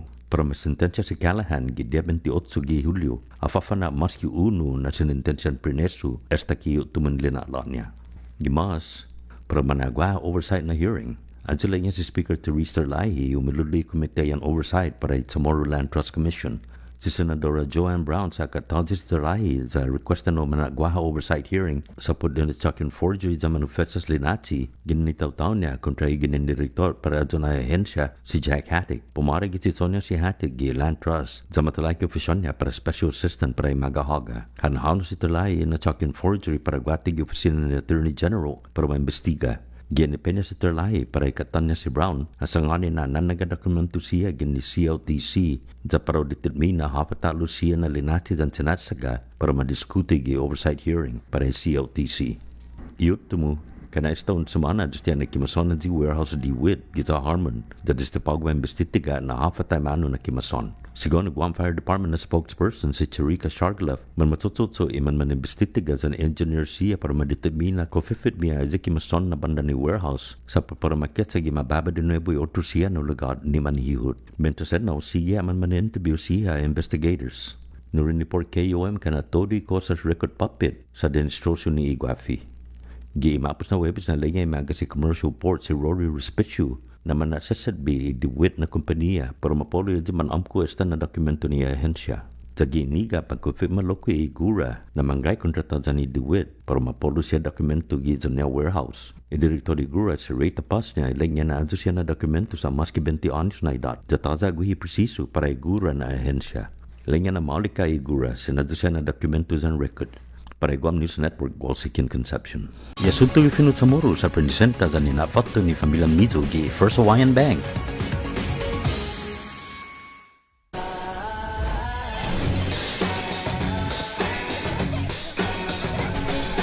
Make sure you're connected. The writing's on the wall. 'Cause if your mind's neglected, stumble you might fall. Connection is a human necessity, one we need today more than ever. And with the new First Hawaiian Bank mobile app, you can stay just as connected to your finances. And it all starts with yes. Uno Go, delivering meals from your favorite restaurants and more, including delivering sodas and adult beverages from the Bottle Shack. Visit uno-go.com or download the app today. Also follow them on Instagram and Facebook. KUAM's multi-platform morning show, The Link, just got a little more delicious with Feed Me Fridays. Chris, Sabrina, Jason, and the rest of the morning crew will take some time each Friday to talk food, taste food, and bring you all the latest and greatest in food from King's Restaurants and Ruby Tuesday Guam, old faves, new hits, and everything on the menu in between. It's Feed Me Fridays on The Link. GU Self-Storage, conveniently located near the Harmon McDonald's. We offer affordable rates, online payments, and auto bill pay for your convenience. Plus gate access daily from 6 a.m. to 9 p.m. Call us today at 648-7867 for more information. Get the job done the right way by getting the right stuff at East West Rental Center. With years of experience helping builders, we definitely got what you need. Call 646-1463 or visit us in Upper Tumon. Open Monday to Saturday from 7 a.m. to 5 p.m. and on Sundays from 8 a.m. to 5 p.m.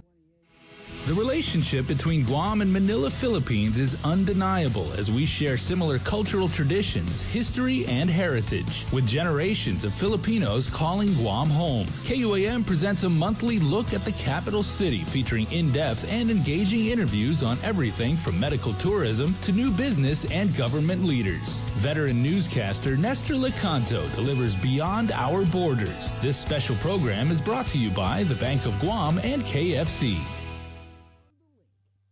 We got your 6. At 6 a.m. with The Link on Breeze 93.9 FM. Bree and I connect you with all the latest news and information you need to know to start your day. Then check back with Guam's news leader at 6 p.m. for the day's top headlines with KUAM News Primetime. From 6 a.m. to 6 p.m. and everything else in between with KUAM Digital, we got your 6.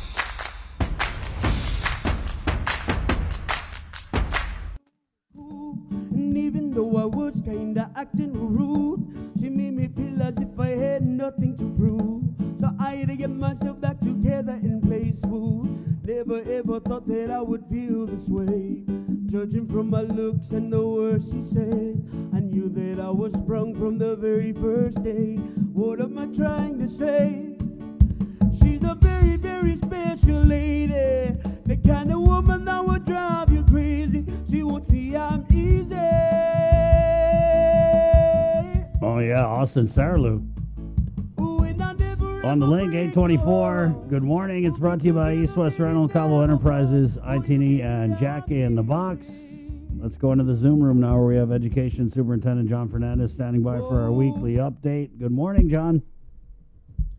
Good morning, Happy Day, Chris, Sabrina, Jason, and everyone over there with the show. And every time I turn my head, it's another weekly update. It's how fast things are moving. It's busy times for us. But again, we're actually, I think at this point, it's good to announce that we are at the end of the school year, and we are kind of at the point where we're able to celebrate those students who have made it through the school year, through these past 18 months. And we have a bunch of graduations coming up. So I know, as you know, there's been changes to the graduation standards and safety protocols and guidelines. But with the size of our graduating classes, that planning just started in January. Actually, before that, but in January, we really had to nail down what those plans were. So all of our high schools are currently scheduled for graduation, the Grad and Go drive-through ceremonies, and they've been planning, to make those ceremonies as creative and as meaningful as they can for their graduates. So starting on June 2nd, we'll have John F. Kennedy High School starting the whole season off with graduation at their campus. And then it'll go all the way through June 11th, with the last school graduating will be George Washington High School. So, between June 2nd and June 11th, the high schools will be conducting their graduations. They will be live streamed. You'll have to contact the school, or we'll share that information on our website or our Facebook page. But we look forward to everybody, again, helping these graduates celebrate, to do it safely, and really mark the end of what's really been an unusual, unique type of school year during, coming through this COVID-19 situation. So we look forward, and we want to congratulate in advance all of the graduates and their families for this particular milestone in their students' lives. Viva class of 2021! Viva! Right on. Yep, especially to my three young guns up at DLP. Callie, Chase, and Channing.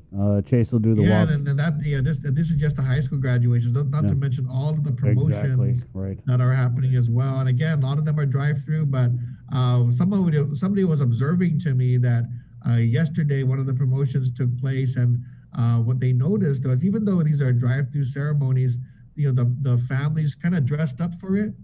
It wasn't like they were just in their bahaki going to picking up the promotion certificate. They dressed up, and then they took their child out for lunch.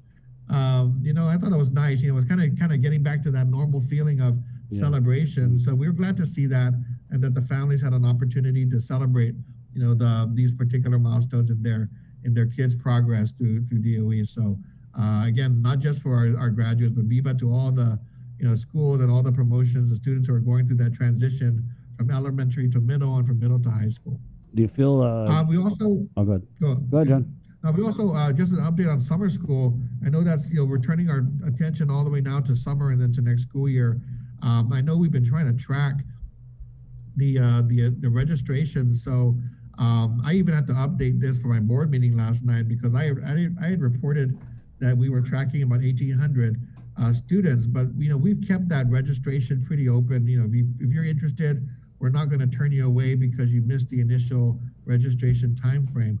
So we're now at 4,700 students who are registered for summer school. So this is more than twice of what we normally get during the summer. So we're very happy to see students and families. Two things. Number one, feeling comfortable coming back to school. And number two, really helping to focus in on the fact that we do need to ensure that students who need that assistance take advantage of the opportunity. So we're working through the details. Obviously we have to make sure the teachers are hired, and at this point, my staff telling me that they don't anticipate an issue with the teachers. We're going to have to sit down with the buses, with DPW. We understand that the buses are now authorized to operate at 50% of their total load, which will increase the capacity on the buses. And then, we'll work out all those details to make sure that we're ready to go for summer school. In addition to the summer school, I think I mentioned last time, we are working with the governor's office and the lieutenant governor in particular, because they're utilizing $33 million in their education stabilization fund to support nonprofit organizations, the mayor's offices, and groups who want to come in and offer activities for children and youth over the summer and also after school in the coming year. So my understanding is that they've received maybe around 35 applications, and we're going to assist them in kind of reviewing the activities so that we can offer any recommendations and input to help. But our understanding is that the community partners will also come in and share part of this effort to engage students, give them activities and opportunities over the summer. We hope that some of this will take place in our community learning centers. We do know that we have the space available, and it would make sense for organizations who need the space to come co-locate at schools where students are already enrolled, and hopefully they can participate in those programs. So that's what summer school looks like. And then obviously we're still preparing for the next school year. It looks like at this reporting period, we've got 87% of elementary students are expected back for face-to-face, 84% of middle school students, and 82% of high school students for for face-to-face instruction next year. So we're really eager. Our goal, again, is 5 days of instruction for all of these students who are coming back for face-to-face teaching and learning. We've gone to all the schools. We've looked at the safety parameters and how we might adjust to make sure that 5 days of instruction are possible. And then we're working with public health to make sure that we have their support in meeting that goal, and also making sure that we do this in a safe manner. So we're really, again, this is like nonstop work to try to figure out how we can make this happen. But we're pretty confident. I'd say 90% confident that we'll get this done. We'll be able to do the 5 days of instruction with the support of the governor and public health. And that work will be underway on a weekly basis to get to that goal. So I'm going to stop there and happy to take any other questions that you may have. No, I just wanted to say, congratulations. Yeah. We got the news this morning about all 41 schools having achieved WASC accreditation. So congratulations. Yeah, no, that's at 9 o'clock we're going to do a celebration with WASC and with our school administrators, our accreditation chairs, who are able to join us for we don't have the opportunity to get together physically, but we'll do it virtually. And I just thought it was important to take a moment and celebrate the hard work that's gone in to the accreditation of all of our schools. We are actually the first school district, I guess, in the country, in the world, that has achieved WASC accreditation for all schools. I believe Hawaii is close, but they might be 1 or 2 schools short of 100%. So we went ahead and made sure that we completed the task. And what that means really for the community is that we work within here on Guam. We work as a district. We work as on a school by school basis to really assess where our kids are and look at what we need to do to improve their academic progress and to continue that cycle of improvement. What WASC brings to it is an opportunity to have experts with coming in from the outside, from the region, from Hawaii and California and other school districts, former superintendents, teachers, principals, be able to participate and come on island and see what's going on, to be able to ask questions about how we do things, about what data we're using, how we're leveraging technology, what the curriculum looks like. And with that, they're able to offer 2 things. One is a seal of approval. Number one is to acknowledge that there are there is the infrastructure for continuous improvement. And number 2, to acknowledge the progress that the schools are making in meeting the goals that they set for themselves. So we, this past year, we've had to go through virtual visits instead of the on-site visits because of COVID-19. And so we were asked if we wanted to delay, the visits and just wait till next year or the following year. But the schools who are involved really were gung-ho to complete this. So our last school to receive initial accreditation was Chief Brody Memorial Elementary School, which received its accreditation notification after our April 2021 meeting. So with that, and I had to verify it, 2-3 times. I just went back to WAS to make sure. We did verify that all 41 schools have now achieved accreditation status, and that we are the first district to complete this effort. So I want to congratulate all the schools, and this again, not only the school leaders, but this has to do with all the teachers, the parents, the students who participated in sharing what was going on at their school and helping to set goals for improvement, in the coming years. So congratulations, GDOE and all of our school community. Thank you. And it's just a great way to end the school year with news like this. So again, congratulations. GEB, you mentioned they met last night. Anything of significance that you could share with us? Well, a lot of it is really, a lot of our discussions right now are really about, just like the two issues I talked about, really ensuring that we're ready for the summer and that we are ready to go for the next school year. Now, I want to say we're ready to go. I always want to say that, but, there's still so many things that are in process that have to be, watched and looked at and ensured that we're going to get everything we need for that first day of school. So, I gave a progress report. I mean, we're looking to procure all the necessary supplies and materials and equipment to address the safety requirements at school. Especially going into the coming school year when we have the 80% students back face to face. So a lot of that planning that goes on over the summer to ensure that we're ready is just maybe 2 or 3 times that level of planning, because the work with the buses to make sure we're clear on what they're doing, to ensure that we're not just ready for the regular opening, but we have all the safety protocols in place, all the training that needs to happen before the start of the school year. All of that has to be organized. And again, we have all this grant money coming in, so we're trying to deploy all these funds and bring in the supports as quickly as possible, which is quite a challenge. So again, we're working very hard and trying to get all of these things moving. So we do appreciate the patience that the community has shown with us. It's very difficult. I mean, just when we get an announcement of funding being available, it doesn't just show up in the bank account and we're ready to roll. I mean, there's so many processes that we have to go through to get things approved and then to go and procure these supports. So we're glad that we made progress with the first 2 rounds of funding.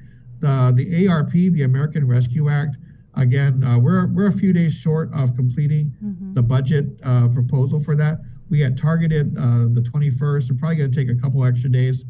We really have 90 days to submit, back to USDOE, which would put us out into June. But we're trying to get this done sooner so we can make those resources available and support the activities that are planned by our public schools, our charter schools, and our private school partners.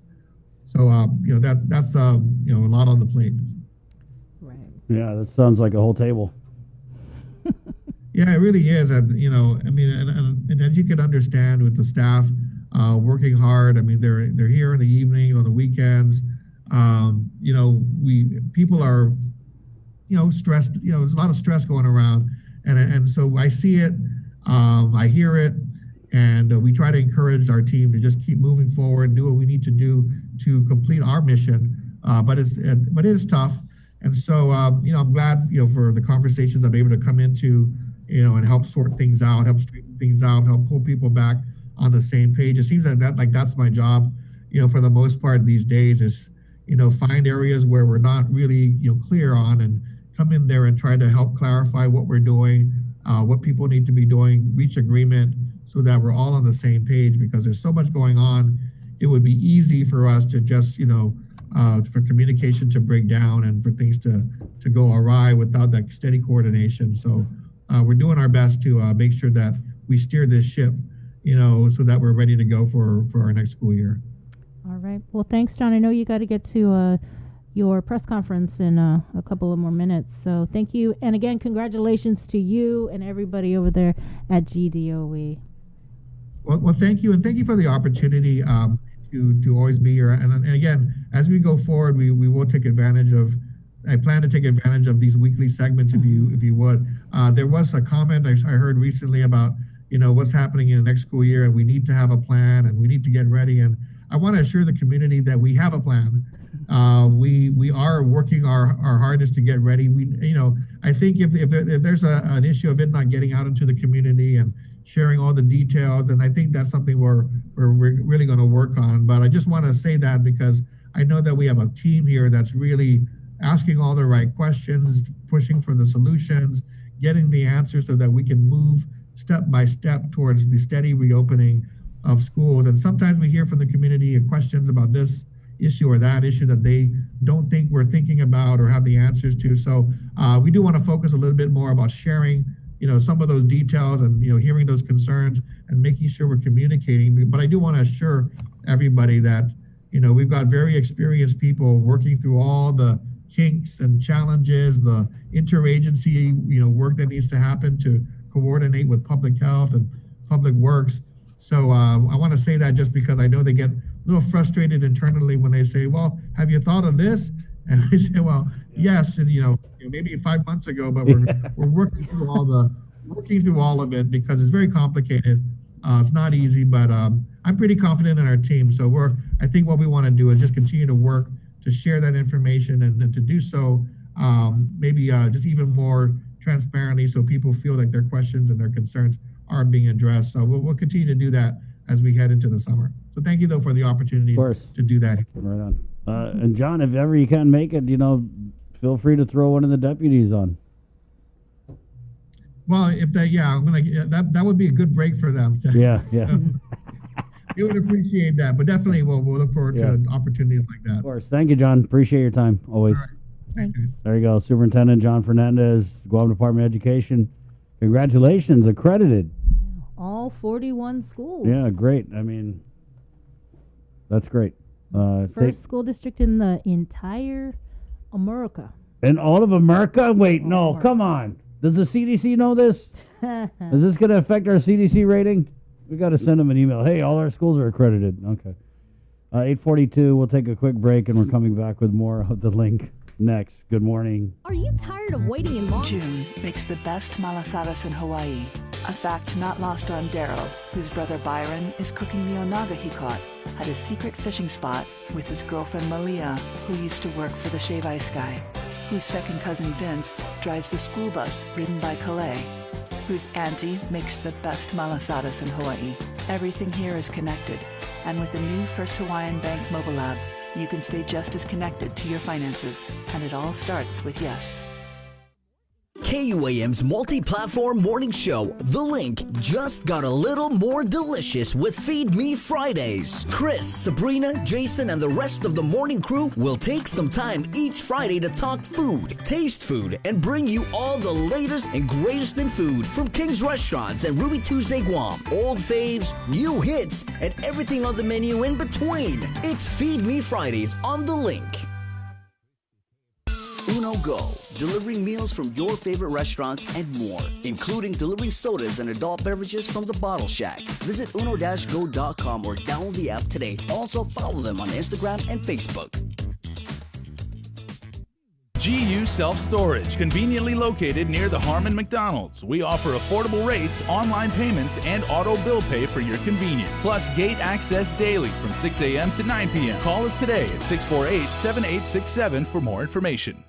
Get the job done the right way by getting the right stuff at East West Rental Center. With years of experience helping builders, we definitely got what you need. Call 646-1463 or visit us in Upper Tumon. Open Monday to Saturday from 7 a.m. to 5 p.m. and on Sundays from 8 a.m. to 5 p.m. The relationship between Guam and Manila, Philippines is undeniable as we share similar cultural traditions, history, and heritage, with generations of Filipinos calling Guam home. KUAM presents a monthly look at the capital city featuring in-depth and engaging interviews on everything from medical tourism to new business and government leaders. Veteran newscaster Nestor Lecanto delivers Beyond Our Borders. This special program is brought to you by the Bank of Guam and KFC. Help us celebrate the class of 2021. KUAM wants to help you celebrate this touchstone moment in the lives of your graduates. For the months of May and June, we will flood the social media pages of KUAM with photos and well wishes for the class of 2021 grads. Log on to KUAM.com to submit photos and brief messages or captions. Then look for your special grad on KUAM Instagram and the Facebook pages from all of your friends here at KUAM. Congratulations, seniors! Listen, watch, and learn from the daily Chamorro News updates from KUAM News. Catch them on The Link during the 8 o'clock hour, streaming online on Isla Radio, or on the KUAM News YouTube channel for your convenience. Tune in and stay informed, all while preserving our precious culture through the daily use of our native Chamorro language. Chamorro News updates are brought to you by your familia at First Hawaiian Bank. KUAM Communications and Denny's Guam presents Mamapreneurs, a special multi-platform series throughout the month of May showcasing mothers who are also local entrepreneurs in our community. In commemoration of Mother's Day, during weekdays in May, we'll feature daily profiles of these multitasking mamas and their businesses. Additionally, on KUAM News Primetime every Monday in May, we'll showcase a different enterprising mamapreneur. Check out our online directory of all these businesses as well on KUAM.com. And if you know a mamapreneur we should feature, send us a message on social media or email executiveproducer@KUAM.com. Mamapreneurs is brought to you by Denny's. Guam's Diner is always open. Catch SportsLink on the KUAM News Morning Show, The Link, every Friday to hear about the latest in sports news, game schedules, athlete profiles, and more. SportsLink, brought to you each week by Cure Alkaline Water, airs every Friday across the multimedia platforms of KUAM. Tune into the broadcast on Breeze 93.9 FM, on KUAM TV 11, live streaming through the KUAM News Facebook page, or view highlights on YouTube, KUAM News Facebook, and Instagram. SportsLink is hosted by Dave Delgado through KUAM Sports, and he will make sure that everyone knows what is happening on the field, in the gyms, and everywhere in between. Looking for TV schedules, upcoming sports, or special presentations, or what you may have missed over the busy week you had? Well, look no further than KUAM Digital Digest. This weekly emailed newsletter puts all kinds of information in the hands of subscribers each and every week. Just subscribe and we will make sure you keep up with your favorites and stay informed and entertained throughout it all. Go to KUAM.com, click on the newsletter tab, give us your email address, and you are all set. Brought to you in digital partnership with King's Restaurant and Ruby Tuesday Guam. It's the KUAM Digital Digest, your weekly guide to the latest information and best entertainment on the stations and platforms of KUAM. We got your 6 at 6 a.m. with The Link on Breeze 93.9 FM. Bree and I connect you with all the latest news and information you need to know to start your day. Then check back with Guam's news leader at 6 p.m. for the day's top headlines with KUAM News Primetime. From 6 a.m. to 6 p.m. and everything else in between with KUAM Digital, we got your 6.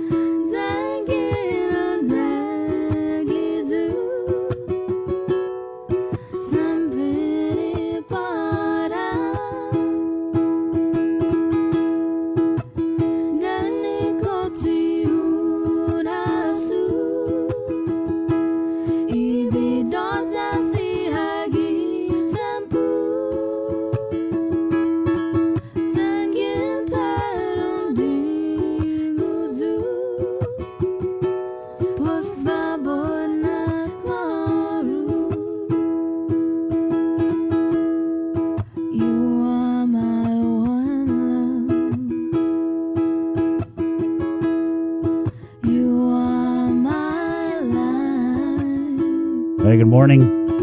Gotta let that one marinate just a little bit. 8:52. Coming up, the Guam Beekeepers Association, as it is World Bee Day. Do you know that?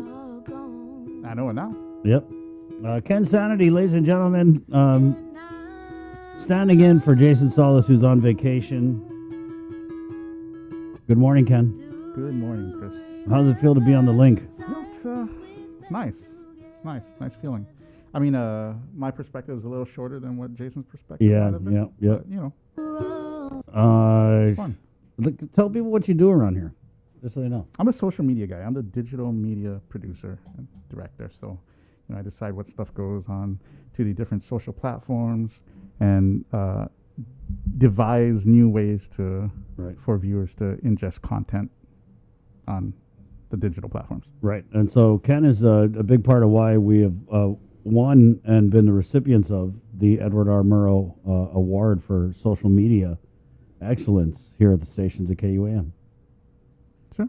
Yeah. Well, you know, the team of digital experts that we have here. Yeah.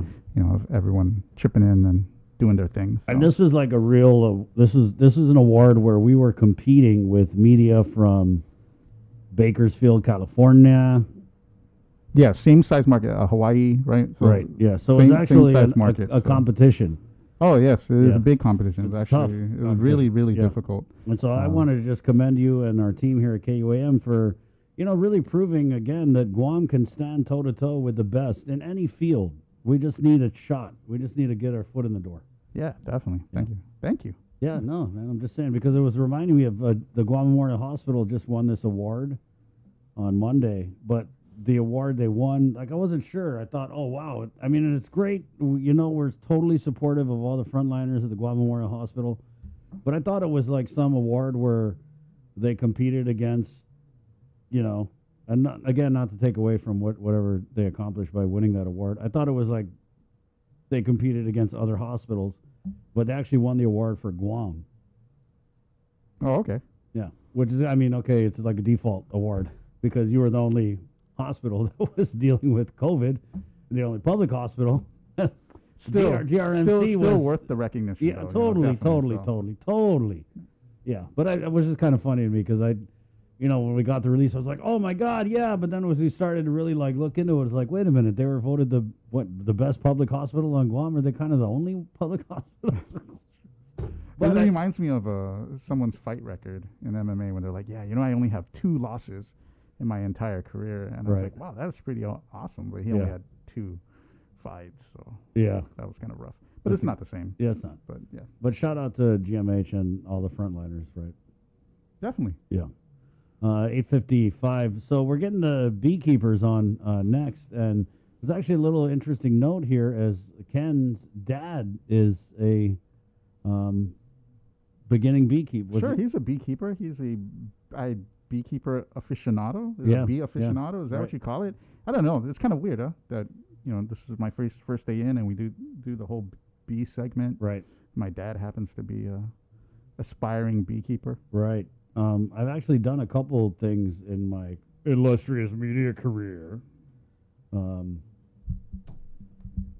There was a guy over in Jotnya who was also doing beekeeping, There's a white guy with a beard. I did something with him when I was at KUAM a while ago. You know who I'm talking about? He's got the tattoos on the arms, right? Man, what is his name? I can't put a name. And so anyway, I did that, and then also I did something with Melker up at Hamamoto Fruit World, where they also had something with the bees. The bee game is big on Guam, apparently. Yeah. So, you know, I went to this is so funny. Maybe like a month ago, my dad invited me to a hive extraction or something. I guess there was some kind of hive on a power line or on a pole. Yep. And you know, unbeknownst to me at the time, you can't just like remove it. Like you have to have like bee experts come. Oh no. Remove the hive. You can just remove it, because that's what we did when we were kids. We saw the beehive, we would like throw rocks at it and try and knock it down and then run away. I know the beekeepers are probably like, no, you can't. I don't think you can do that anymore, Chris. I think there's like a national law that's like the honeybee. We didn't know any Protection better. Act of, We like, didn't I don't even know better. I don't know. We need to get the bee experts in here. Let's. We have them in here, right? I don't think they're all here though. Are we missing a couple more? I don't know. We couldn't just get them on. Let's do it. Yeah. Okay. Chris good- is coming. Okay. So we He have. said he Right now we have Olympia, who is the secretary, and Micah. Micah, what is your title, sir? Just Micah, no title. So you're like a grunt. Yep, I'm just a worker bee. A worker bee. That's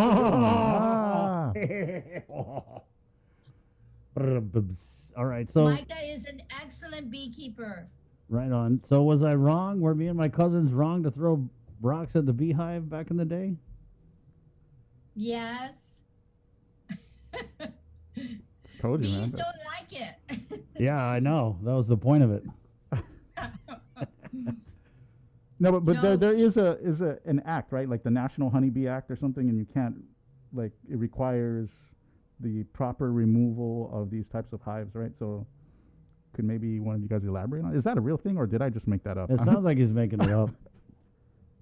I believe that there is a federal law passed about instead of going in there with pesticides and wiping out the colony, to have them move safely.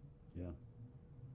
And that actually is constitutes a lot of what you guys do too. Is when there's a beehive or a wasp. I mean, you guys do wasps too. There is a hornet that's an invasive species here, the greater banded hornet, and it's a predator to the bees. So there have been some calls for the hornet removal. We've helped out in that.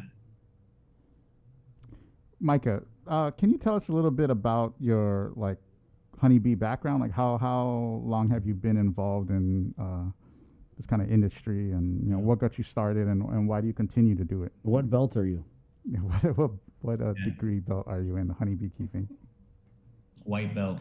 I'm actually pretty new to the whole scene. What got me into it was I had a customer down at Leo Palace that really wanted me to start importing U.S. grade A honey, because that's pretty much the standard that the world looks to, because all the other honey has been like watered down or they mess with it. So when the tourists would come to Guam, they're looking for grade A honey, and they would like load it up in their bags and bring it back to Japan or Korea.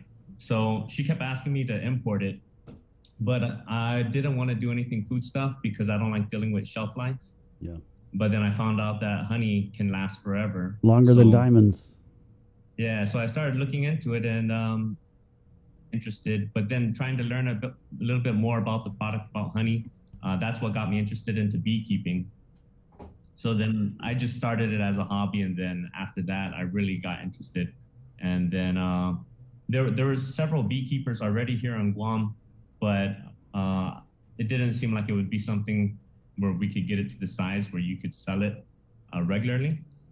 But I just got interested in doing it for fun, and now several beekeepers are putting out quite a bit of a quantity of local honey. I mean, there seems to be a ton of local honey, right? Like There's a few different supply brands. at Payless and other local markets, and Hey, we have Chris Rosario, who's the beekeeper. He's the man of the Beekeepers Association. He's actually the president. Good morning, Chris. Yeah, we're just waiting for him to connect to audio. Yeah. It should be good there. If you could just unmute yourself. Sorry about there. that. There Right you go. on, buddy. Well, Cool. good morning. Morning. Well, guys, it's their day. Today is World Bee Day. And so that's why we got the beekeepers. I hope you can appreciate that, the scheduling that goes into this, the thought. So how you guys feeling today on your day? Actually, tomorrow. Yeah, It's well, tomorrow. yeah, I hope you appreciate the scheduling. We're and getting the, we're getting the prepped thought. for Yeah, tomorrow. we're where America's World Bee Day begins, Olympia. You guys have something going on tomorrow. Yeah, they do. Right. That's why they came on today. Yeah, no. So if you could maybe talk a little bit about the event for tomorrow. Sure. I guess should I start with talking about what World Bee Day is about, I guess? Yeah. What is it? Inform So us. yeah, a little history of World Bee Day. It actually is not too long ago. In 2017, it was declared by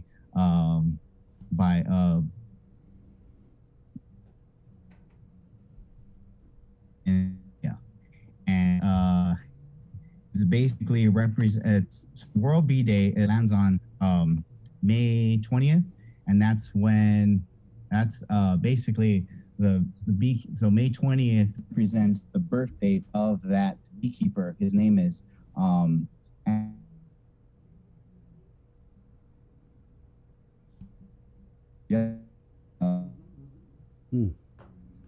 What kind of name is that? It's a weird name. Am I getting disconnected? Yeah, you are. Little. It's basically out of Slovenia. Oh. And so he kind of revolutionized modern day beekeeping at the time. And so we're talking about 1800s. So he was a big I guess a big influence in modern day beekeeping. And so at least at the time they decided that that May 20th should fall on his birthday. Yeah. So the United Nations General Assembly, they kind of adopted a resolution. It was on December of 2017. And so it's basically to recognize really not just bees, but also other pollinators at all levels that would kind of promote, really the efforts to protect them. And that's really the main goal there for World Bee Day. What are you guys doing tomorrow for your day? So, well, if I may answer that, we are celebrating in Agana at the Plaza, Skinner Plaza, and we are joining the Guam Food Truck Coalition to sell. They're there every Thursday. Since World Bee Day is on Thursday, we are joining them, and we have lots of fun things planned. Chris will be bringing his exhibition hive so you can see the bees in the hive, what they're doing. We are going to have honey sales, and we are going to have a People's Choice honey tasting where everyone gets to try some honey. It's a blind tasting, so none of the beekeepers will know which honey is theirs. And so people will be voting for the People's Choice sweetest honey on Guam. And we will also have bee dances. I will be in my bee costume and I will be leading the waggle dance. I will be teaching anyone who wants to learn how to do the waggle dance. And we also have giveaways of basil seedlings and lemon balm seedlings that the Triton Farm, the UOG Triton Farm, grew for us for this purpose to celebrate World Bee Day. Lots of information. Beekeepers will be there to talk to the public about the joys of beekeeping and give lots of really good information. And maybe we'll have some people who decide to join the Guam Beekeepers Association through this event. We want to promote bees and the love of bees and the love of beekeeping. And so that's what we're going to do. And it's going to be fun. Also, the proclamation, Chris. They're going to have a proc signing. Bad internet connection on my part. No Can you guys hear me problem. better? Yeah, I can hear you now. Okay. So,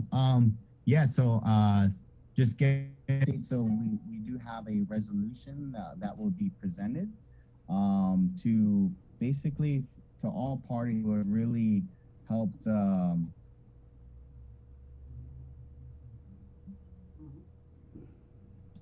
especially in collaboration, essentially, really the University of Guam, Department of Ag, and then really a lot of the small businesses that have been involved in the Beekeepers Association have really been the driving force in how we kind of evolved today. And again, when I first started in 2013, we're talking only 3 to 4 beekeepers, just a handful. And then now we're up to 70 beekeepers. Wow, 70 and majority, about 85% are in the association. So it's a huge, and again, the driving force was really all those individuals who were, part of that association from the beginning, really started to network out and started to really help others in obtaining, their first beehive. So, yeah, that's really what I wanted to get at. Cool. That's cool. Micah and Chris and Olympia. So when we brought Micah on, he was talking about how the tourists were really trying to buy up a lot of this grade A Americano honey because they were told that, led to believe that it's the top of the line, top tier, yada, yada, yada. But where does Guam's honey stack up? And then because I do see it out there in the stores, but just if you could just sing the praises of Guam honey, tell us what the buzz is about it. The buzz. That's The buzz. Thank you, Joe, sir, for that. Go ahead, Micah. Yeah, sorry, my opinion might be biased, but of course, I think Guam's honey blows away the U.S. grade A honey. And partly, I think the reason for that is because I think honey production in the States is mainly like a byproduct. A lot of the bees there are used for pollination, and some of the crops that they're doing doesn't necessarily make the best tasting honey. And then also they do a lot of heavy processing to it, so it stays clearer longer on the shelves, has a longer shelf life. But the processes that we're all doing here is, very simple. We just take it out of the hives, we extract the honey from the frames, we just filter out the little bits of wax so it stays raw. And the flavors that we're getting, I haven't tasted any honey anywhere else in the world that tastes similar to the honey that we have here in Guam. And one of the things I think was interesting is we've done some events before where we have like honey tasting. And it'll be like Olympia says, there's going to be a contest going on tomorrow. We've got beekeepers from all over Guam who are bringing their honey. And people think it's just honey. It's going to taste like honey. What's the big difference? But you'll be amazed to see like there's such a huge difference in color and flavor, aroma when you're tasting the honey that they can't even believe it. Like sometimes they'll try and they're like, "What is this?" And I'm like, "No, that's honey." They're like, "This doesn't taste like honey." Well, that's not the honey that we grew up on that they're buying from the store. But yeah, simply just to answer your question, I think Guam's honey is some of the best tasting honey I've ever tried. Go ahead there, Olympia. Also, one of our beekeepers, Paul Packbeer, has entered his honey in food competitions in San Francisco, California. And both years he has won an award for Guam's honey. He put us on the map. And so I think that speaks to the richness of our honey. Also, our honey here is raw. It's raw honey. It's not heated or processed in any way. I don't believe any of our beekeepers do any processing to their honey. So it's very medicinal as well. Raw honey is medicinal. You know, So What are some of the uses? Like you can rub it on a pimple, right? I heard that. yes, you could rub that. Yes, also, people, because there's a lot of people on Guam who suffer from diabetes, and sometimes you get wounds. If you put honey on a wound, they even used it during war times. It draws water away from the wound so it won't be infected. It won't become infected. So it's actually a very healing, it has many healing properties. That's just one of them. Right. Chris, I also heard it works good for Jaff Jaff. Well, I'm not sure. Well, I do know that honey is antifungal, and all we know that Jaff Jaff is fungus, right? Yeah. So I wouldn't doubt it at all. Throw away your Selsun Blue, guys. So yeah, you talked a little bit about how the honey from Guam tastes a lot better than other regions. Yep. Do you think it's the climate, or is it the What are they- the foliage, or what are they flowers pollinating? that they're pollinating, or what That's a very accounts for good that? question. Yeah, Ken. So I know Guam, despite all the invasive pests and plants that we have on island, it does create a lot of diversity with the flora here on island. So it's I think it's really the diversity of the tropical plants that we have that really gives that taste that everyone loves. I mean, when you think of paradise, you think of sitting on a beach and with a nice cocktail of tropical stuff. Like that's something to think about. And so you think of the honey as kind of mimicking that, but of course without the alcohol. But but I really think that's what's really attracting a lot of folks and on island and on off island to really try honey out. So When I was in the States, I went to a farmer's market and they do these straws of honey, and then it'll be I guess honey that was made with bees that pollinated lavender or whatever type, different flavors, if you will. Can you explain the process of that? And is it possible for beekeepers to do different styles of honey based on what they're letting the bees pollinate? If that's even right, I don't even know if my terms are right. Yeah, so in the States, when you have a huge area, they have these mega farms where you can throw some bees down there and they're going to pollinate everything that's in that. Maybe they'll travel 2 to 3 miles out from their hive. So everything in that radius would be that specific plant. And so they can say, yes, this is a lavender honey or a alfalfa honey. Yeah. Now on Guam, it's such a small area and we don't have any giant farms where it's just miles and miles of one plant.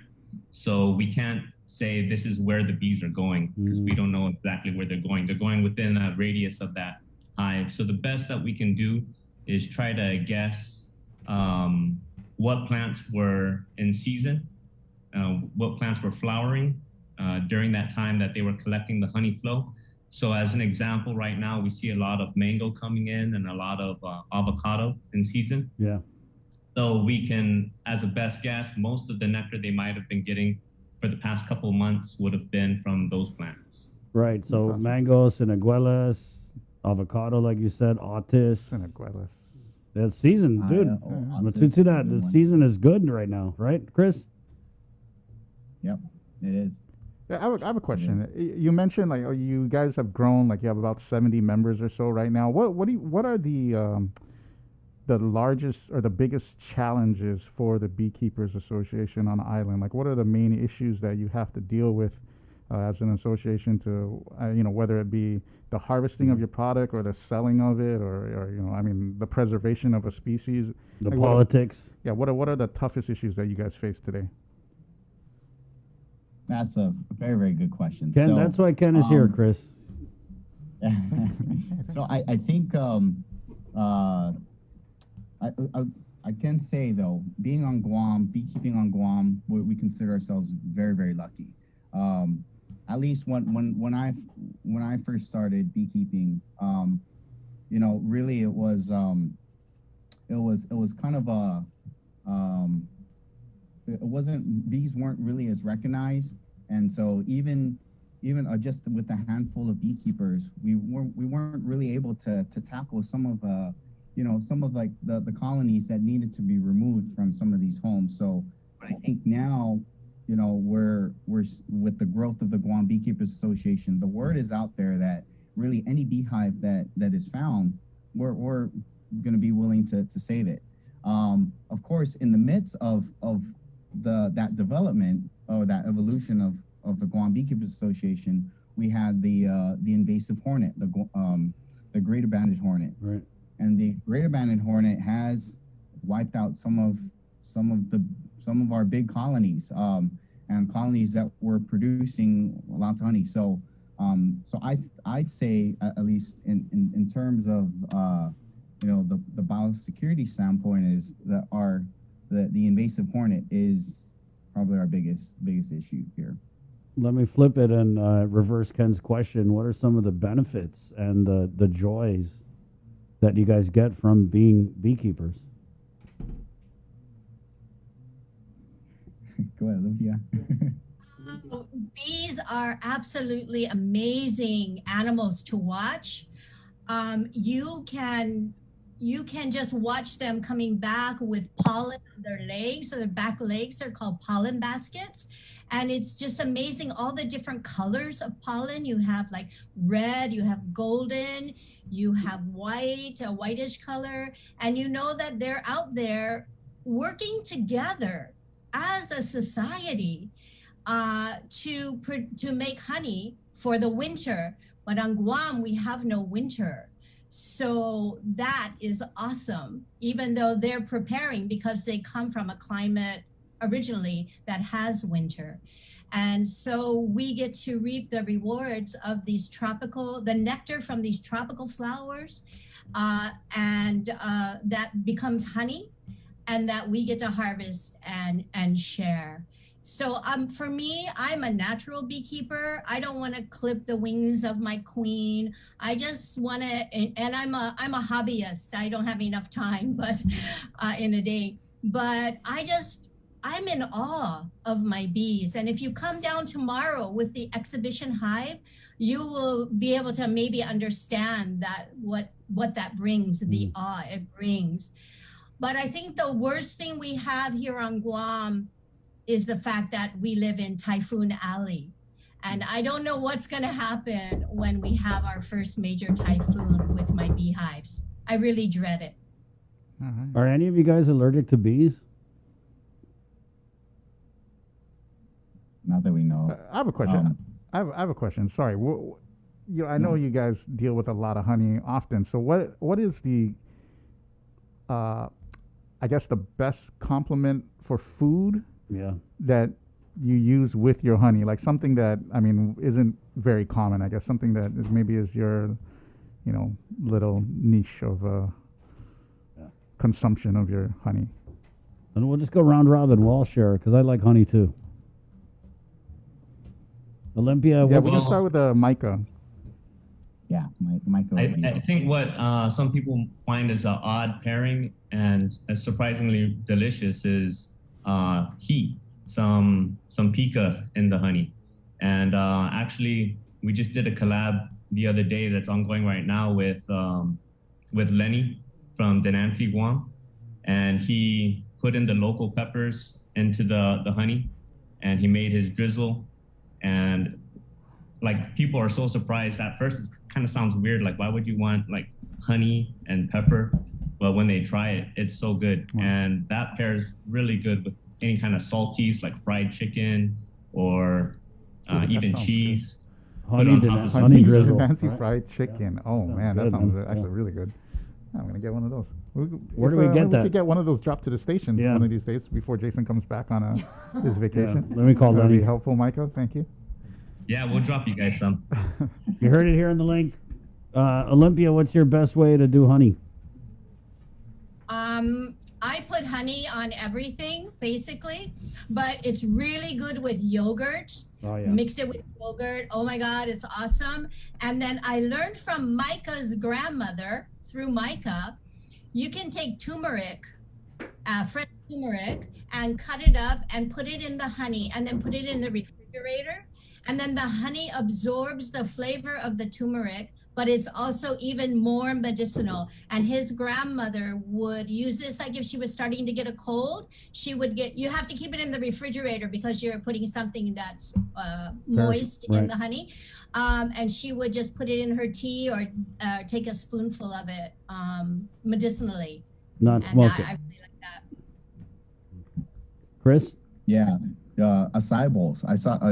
I think I've loved the acai bowls like growing up, and I mean, gosh, for about 10 years now. And then like adding the honey component to it. I mean, and you can taste the difference between an acai bowl that has store-bought honey in it and our Guam honey. A huge difference. And I don't know what it is, but the acai bowls blows people away with our Guam honey. Oatmeal is another good one.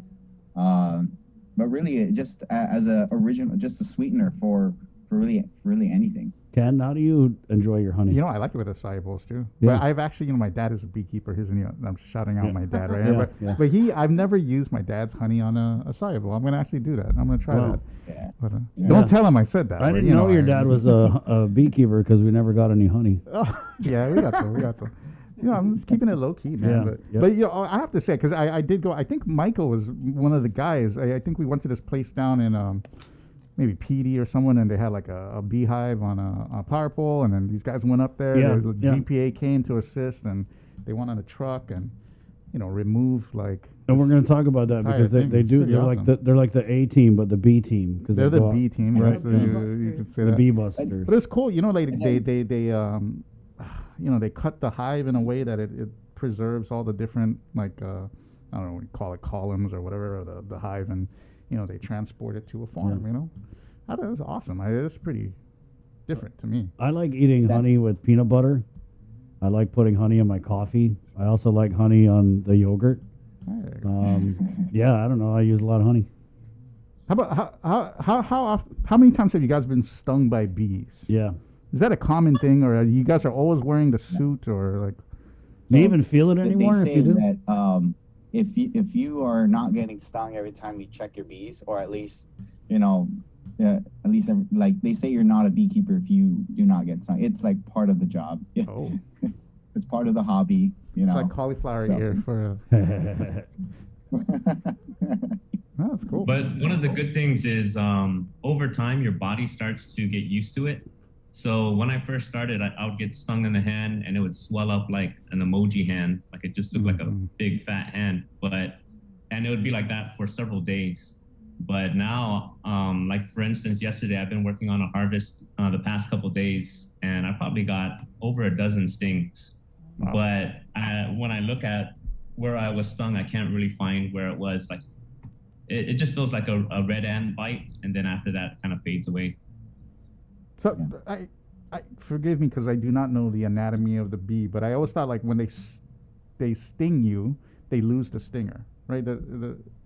Does that happen, or do they And just do they poke die? you and they keep it? Oh, Yeah, yeah. don't they die when they lose a stinger? Yeah, their stinger is it's essentially like a barb. And that's what differentiates bees with wasps and paper wasps. Hornet or bees, so wasps and hornets usually have a smooth stinger. yeah, and it they're can go in able and to out a sting lot. multiple times. Yeah. As a honeybee, there's a barb. So once they sting you, and it's basically connected to all of their intestines. So Their like guts. So when that's why they hang on when you. they rip, fly out, then everything else comes out with it too. That's sometimes. dedication, bro. Yeah. Right? That's I'm gonna sting you and I'm gonna die. They're like bonsai. Right? To sting you, I'm gonna die, and all my intestines are gonna be left on you. Take that. about this most of thing the tomorrow. bees- What time does this thing start tomorrow? Oh. Sorry. It starts at 4:00. 4 Right. p.m. 4 o'clock. Okay. I'll have to be there early. What do people do if they come across a beehive? Oh, there you go. That's a good question, Chris. Thanks, Ken. Do not throw rocks at it. Sorry, guys. You can definitely call the Guam Beekeepers Association. You call myself. You can call UOG. We're basically giving people now more access to really someone who can take these beehives down. I mean, gosh, Micah, Olympia, we've all done wild feral beehive extractions in people's homes and in schools. Almost anywhere we find bees. So, but we want to give the public really access for that kind of removal for free too. Right. So, yeah. Are there any non-traditional uses of the honey? Like maybe not for eating, but like, is there any like byproduct of the harvest that you can use for something different? Like soap, right? I saw something about something. I don't know. Soap or. Mike would be the best person to answer this. Yeah, there's been some creams and balms that are being made up that help with psoriasis, eczema. Oh wow. Like you said, also in soap. I think with the bees, though, the beeswax is actually a really good byproduct. So of course we know it like in beeswax candles, but in so many other products they'll be using beeswax. During this time of the pandemic, a lot of people have been picking up some side hobbies. Right. So a lot of people locally have been contacting us. They're trying to make some creams and salves and reusable saran wrap. Yeah. So they contact us for some beeswax. So are there any like beeswax candles on the market, or all the candles, the beeswax candles on the market, or do they contain none of your beeswax? I order my beeswax candles from eBay, and they come from Russia or Eastern Europe because it's a big beekeeping place. But I want to say that Micah's soap that he uses honey in is the best. And I buy it as often as they make it. I get it and give it to my friends who love it. So please pick up Micah's soap because it's just absolutely wonderful. It doesn't have wax, I don't think, just honey. But I want to tell you one practical thing for beeswax. I learned this years ago. So, on your commode, on your toilet, it sits into the floor. And what goes on the bottom to seal it is beeswax. It's a beeswax ring that fits to the bottom of your toilet. So between your toilet and your floor is this beeswax ring. And I think beeswax is used for a lot of other practical and interesting and amazing products. But yeah, thanks the bees for your toilet. Thank you guys for. Sorry, one more thing to add. It even comes down to even the bees themselves, the bee venom. People are using bee venom for apitherapy, for acupuncture therapy. So that in itself is, again, another byproduct of keeping bees. Yeah. There you go. Well, I'm glad we're able to spread so much knowledge. Everybody go swarm to your local store and buy up some of this local honey. Or check them out tomorrow. Yeah, tomorrow, 4 p.m. at Skinner Plaza, right? Yep. Awesome. Any closing remarks from anyone here on the panel? Who's your favorite artist? Beyonce? Cardi B. Cardi B. Yep, I just want the public to really come out and take advantage of the fun we're going to have and all the information they're going to be able to understand and learn about bees, and also to be able to buy local raw healing honey tomorrow. Skinner Plaza. We had a comment here. Is it safe to consume wild raw honey found in the jungle? I would say yes. There you go. Sorry, I keep forgetting this is radio, and I just keep nodding my head yes or no. Yeah. All right. If I could just make one last comment I think this Saturday at 10, I think, Chris, if you're still available to help me out with that, we're going to be doing a little introductory course to beekeeping. Real simple, just some answering some questions and talking about getting into beekeeping on Guam. It's going to be hosted by GU Sustainable. It's going to be through Zoom. So if anyone's interested in joining it, it's free. It's going to be at 10 a.m. and they can just go to GU Sustainable, their handle on IG, or Hapere Honey, their handle on IG, and they can see how they can sign up for that class. Right and on. just see if it's something that you'd be interested in. Or even if you don't want to become a beekeeper, there are things that all of us can do, just changing our way of living. Maybe if ones are using pesticides, you can do it in the evening, or find something that's bee friendly, some natural pesticides, and they can help the overall bee population here on Guam. Right on. Well, guys, we're totally down to be brand ambassadors. So if you got any of that soap, any of the honey you want to drop by here in the station, we definitely would feature that and do our part to promote it, you know? Yep, definitely check them out tomorrow, Skinner Plaza, 4 p.m. And also sign up for the introductory class on Saturday, 10 a.m., right? That's what time? Oh, you were yeah. saying it was, Michael? We did have a comment. Where can we purchase? Funny. Yeah, now I know it's wrong, though. Don't cancel me because I threw rocks at the... Hi, Bree. Hi. We're going to take a quick break. That was pretty cool, though, right, Ken? That was awesome. What did you think of that? Cool. We're definitely going to check it out tomorrow. We'll take some photos, maybe some videos. So, you know, if for whatever reason... Don't be like giving them all the primetime coverage just because your dad is a beekeeper now. For whatever reason you can't make it out to Skinner Plaza tomorrow at 4 p.m., then, you know, someone will from KM will be We'll down do there it to for something. you. Right, yep. Yeah, We'll go right in the line of we fire. can't taste the honey for you, though. So, unfortunately, that's, you know, you have to go down there to get the honey. Have you been stung by a bee? Oh, yeah. On the eyelid, too. Right. Ooh. Wow. It was a bad one. Bree? Yeah. It was How about bad. Bad, yeah. How about you? Yeah. I don't know if it was a wasp or a... Yeah.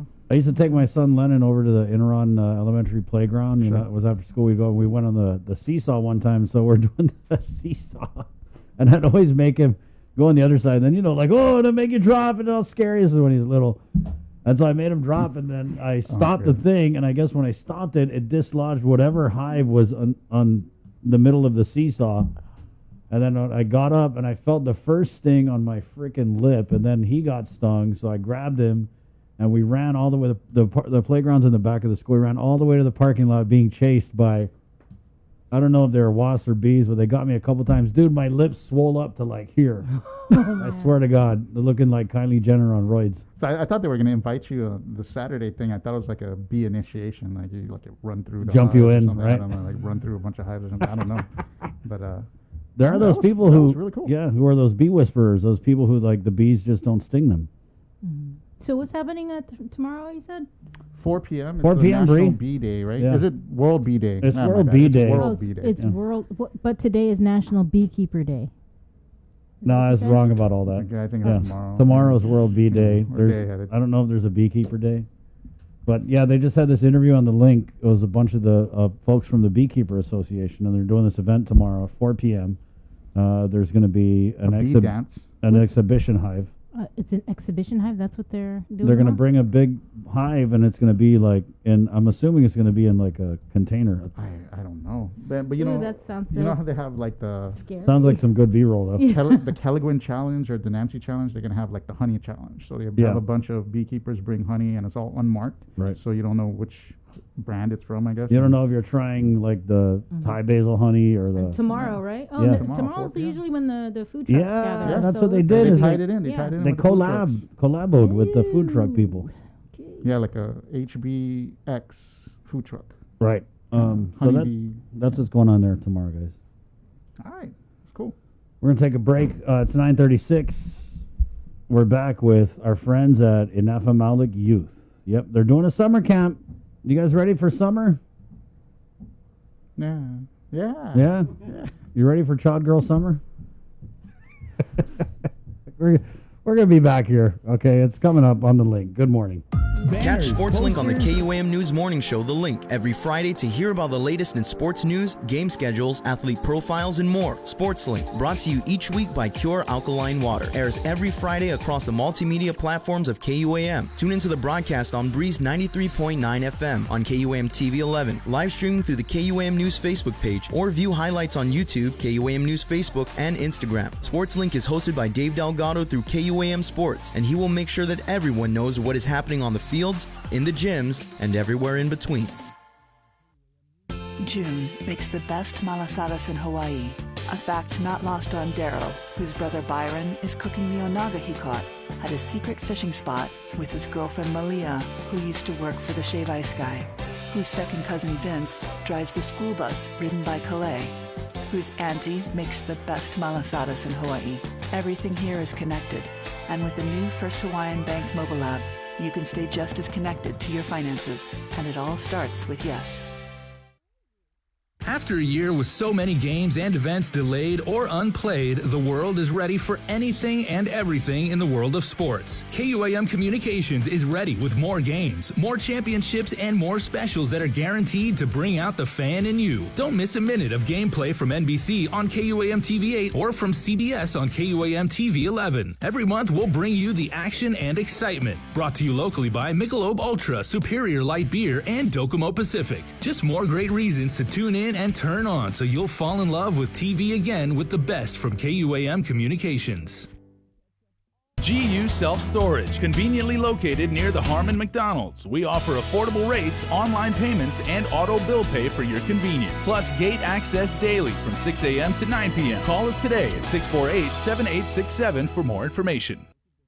KUAM's multi-platform morning show, The Link, just got a little more delicious with Feed Me Fridays. Chris, Sabrina, Jason, and the rest of the morning crew will take some time each Friday to talk food, taste food, and bring you all the latest and greatest in food from King's Restaurants and Ruby Tuesday Guam, old faves, new hits, and everything on the menu in between. It's Feed Me Fridays on The Link.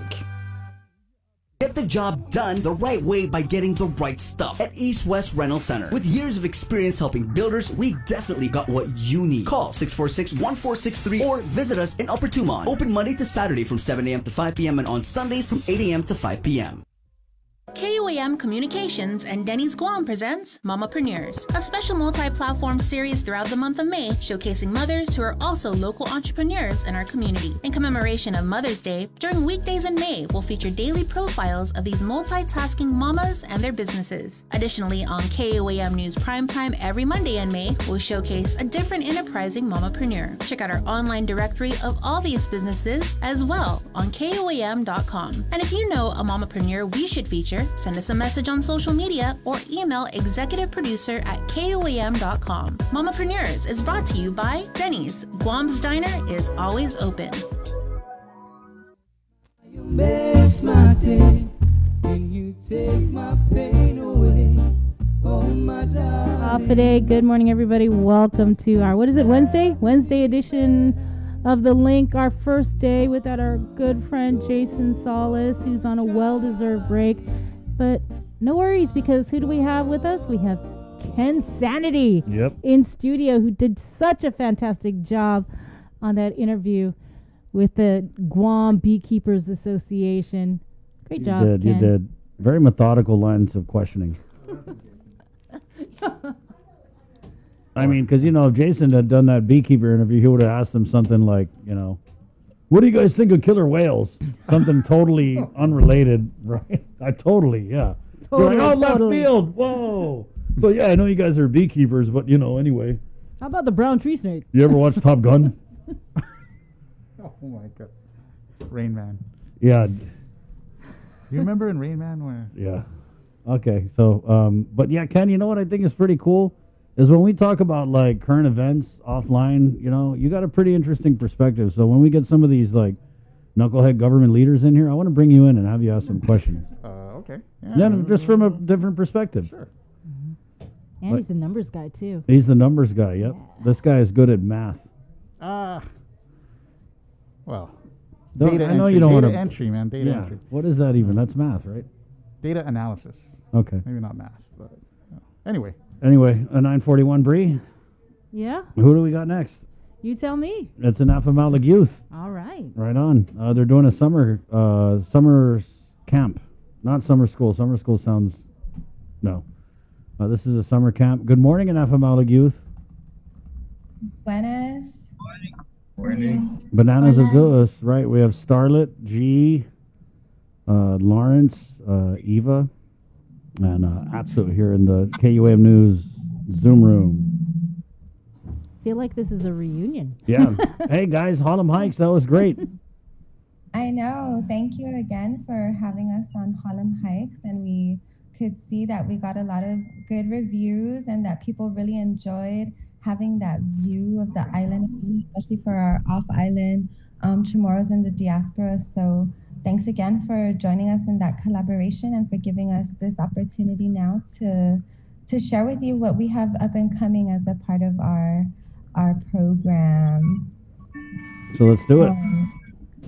All right, so let's go ahead and just give you some general plug is that we are going to be hosting a program, a summer cultural camp. Yeah, it's an alternative for summer school. I know youth are looking for opportunities to engage and to be in a social atmosphere. Of course, we'll be hosting the camp and still following the public health protocols as we should. And it'll be a limited number because of our current, because of the current situation. So we will be able to host an in-person camp. Last year during the pandemic, everything was online and virtual, and we still got a lot of youth who were looking to have something positive and fun to do, and something that's related to our island and our cultures. So this year we're really happy that the government's been able to figure out what the protocols and procedures are, so that we now have the opportunity to reconvene and really offer the hands-on experience that our camp was designed to get that in-depth feel of what our culture has to offer. And so we'll go ahead and let the mentors share with you what kinds of experiences the youth can be expecting. Not all at once, guys. I know. Go ahead. They're shy. Go ahead, Starlet. Day. So, first of all, our camp will be from June 1st to July 2nd on the weekdays. It will be at Sagen Kuturan Chamorro in Tumon. And we will be hosting Chamorro youth ages 14 to 17. What we will be doing, we'll be having cultural activities, cultural field trips, featured cultural practitioners, honorable elders, and masters of the arts. And maybe some other mentors can go into the details of those. Yeah, so we'll start with cultural activities. Yeah, so some of the cultural activities we have featured are weaving workshops by Senor Joba Bauta, Senor Dogu.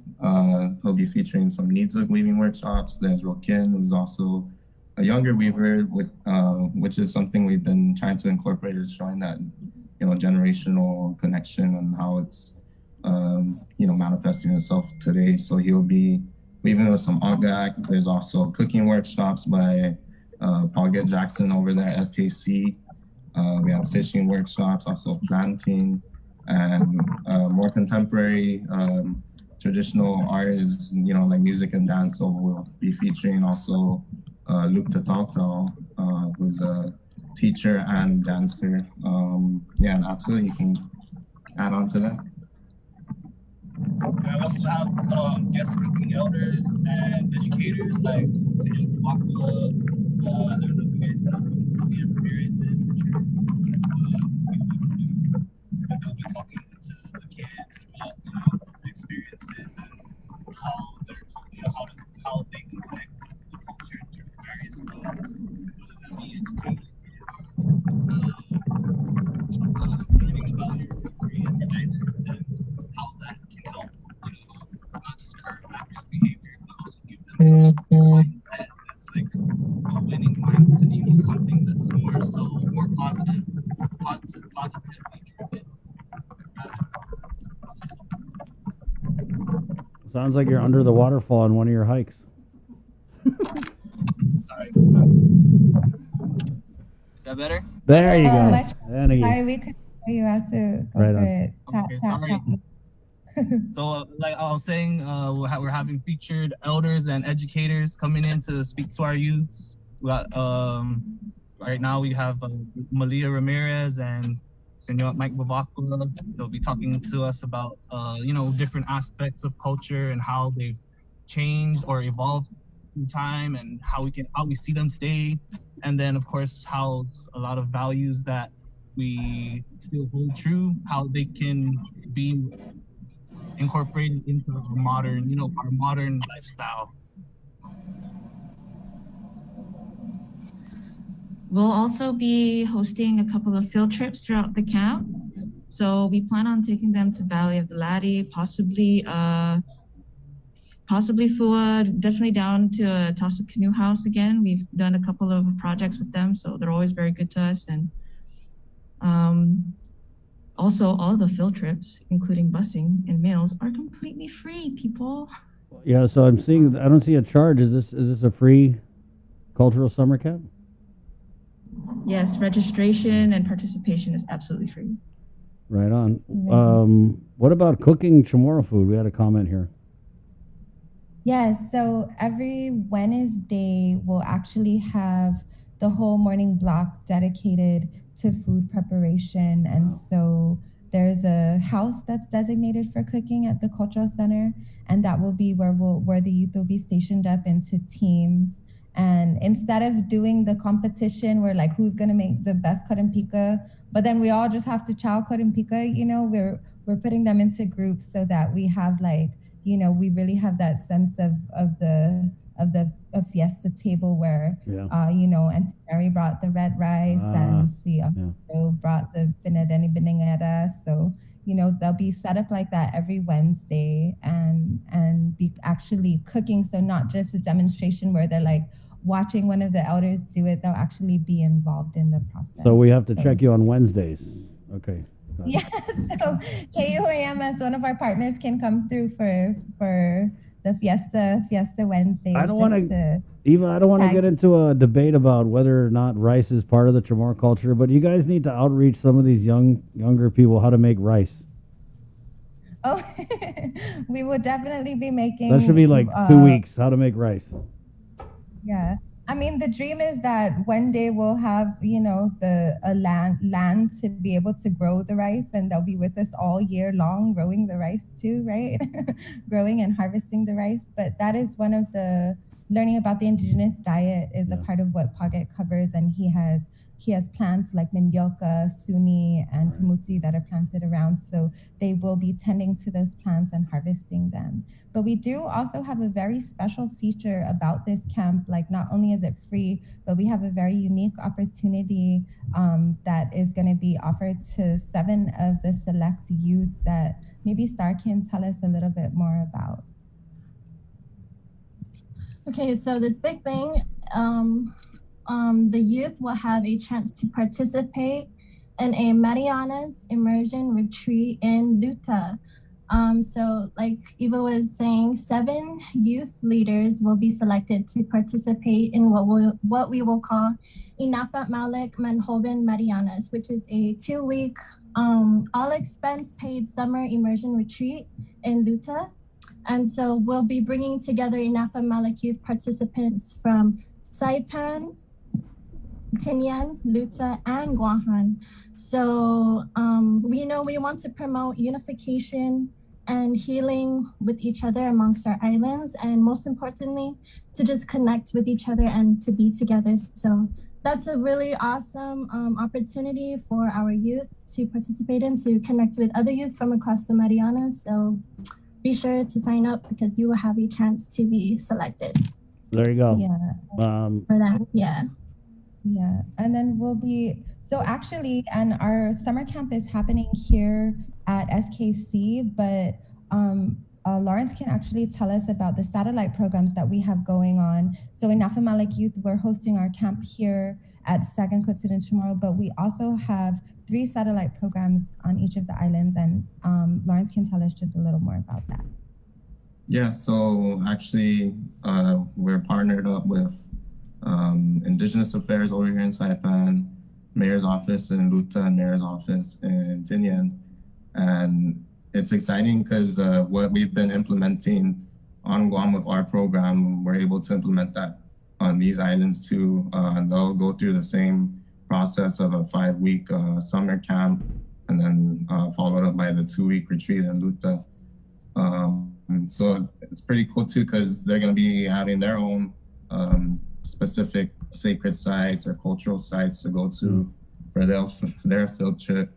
And they'll also be joining on a Zoom session with the kids from all of the islands every Wednesday and Monday, just to share either a presentation, what theme is going on for that week, and then just to share their experiences too in learning the culture and learning the language. Because talking to the people here that we worked with, you can really see how the youth, they're lacking in that, but they have that determination and that passion to learn more about our culture and about our history. So it's just really exciting that we're able to collaborate in this capacity with them.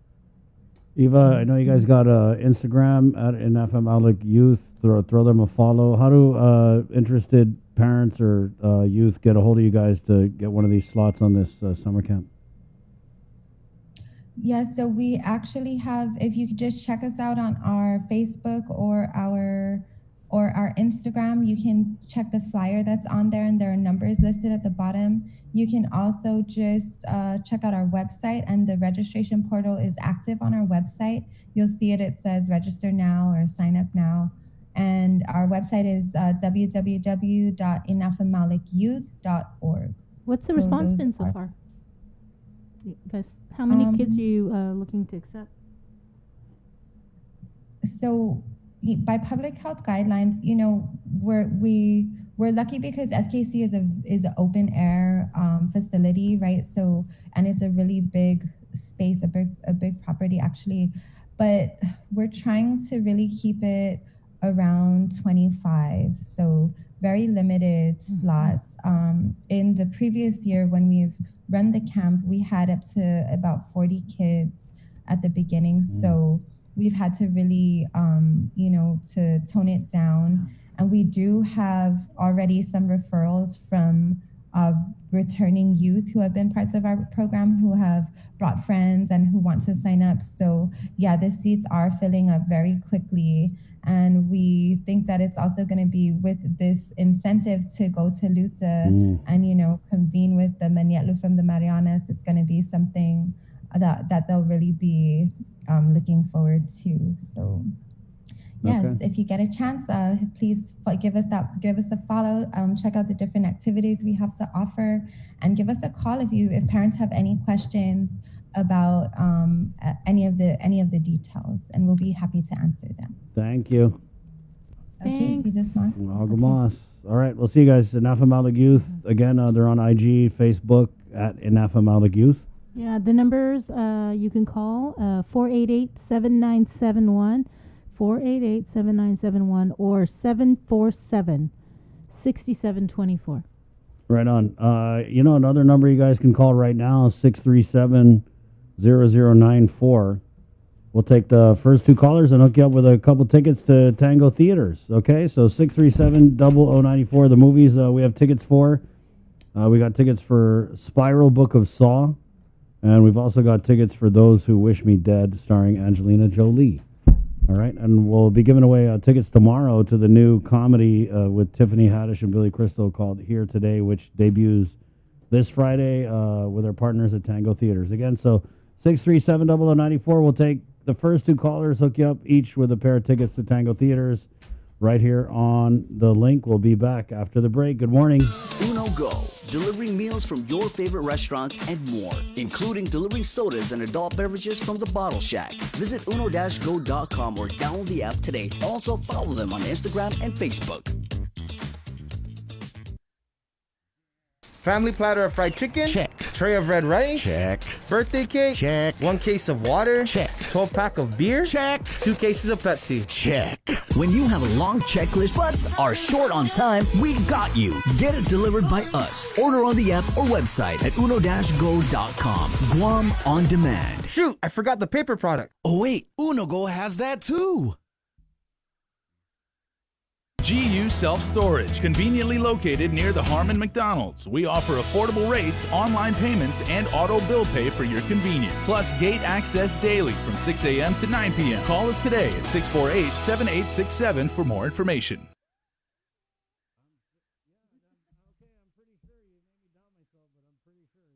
Get the job done the right way by getting the right stuff at East West Rental Center. With years of experience helping builders, we definitely got what you need. Call 646-1463 or visit us in Upper Tumon. Open Monday to Saturday from 7 a.m. to 5 p.m. and on Sundays from 8 a.m. to 5 p.m. Help us celebrate the class of 2021. KUAM wants to help you celebrate this touchstone moment in the lives of your graduates. For the months of May and June, we will flood the social media pages of KUAM with photos and well wishes for the class of 2021 grads. Log on to KUAM.com to submit photos and brief messages or captions. Then look for your special grad on KUAM Instagram and the Facebook pages. From all of your friends here at KUAM, congratulations, seniors!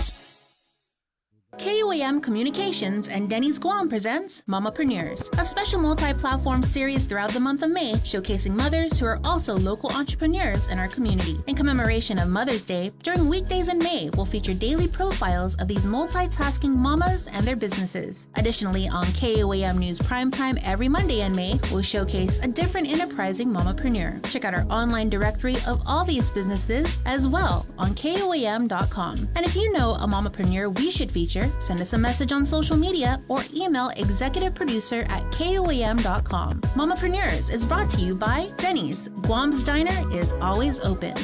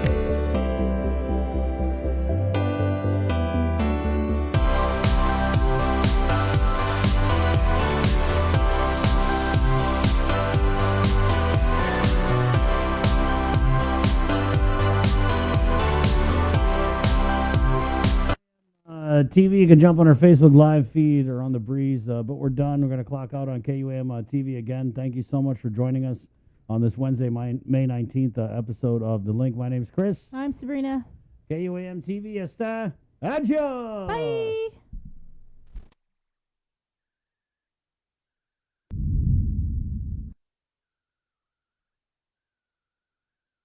We're back.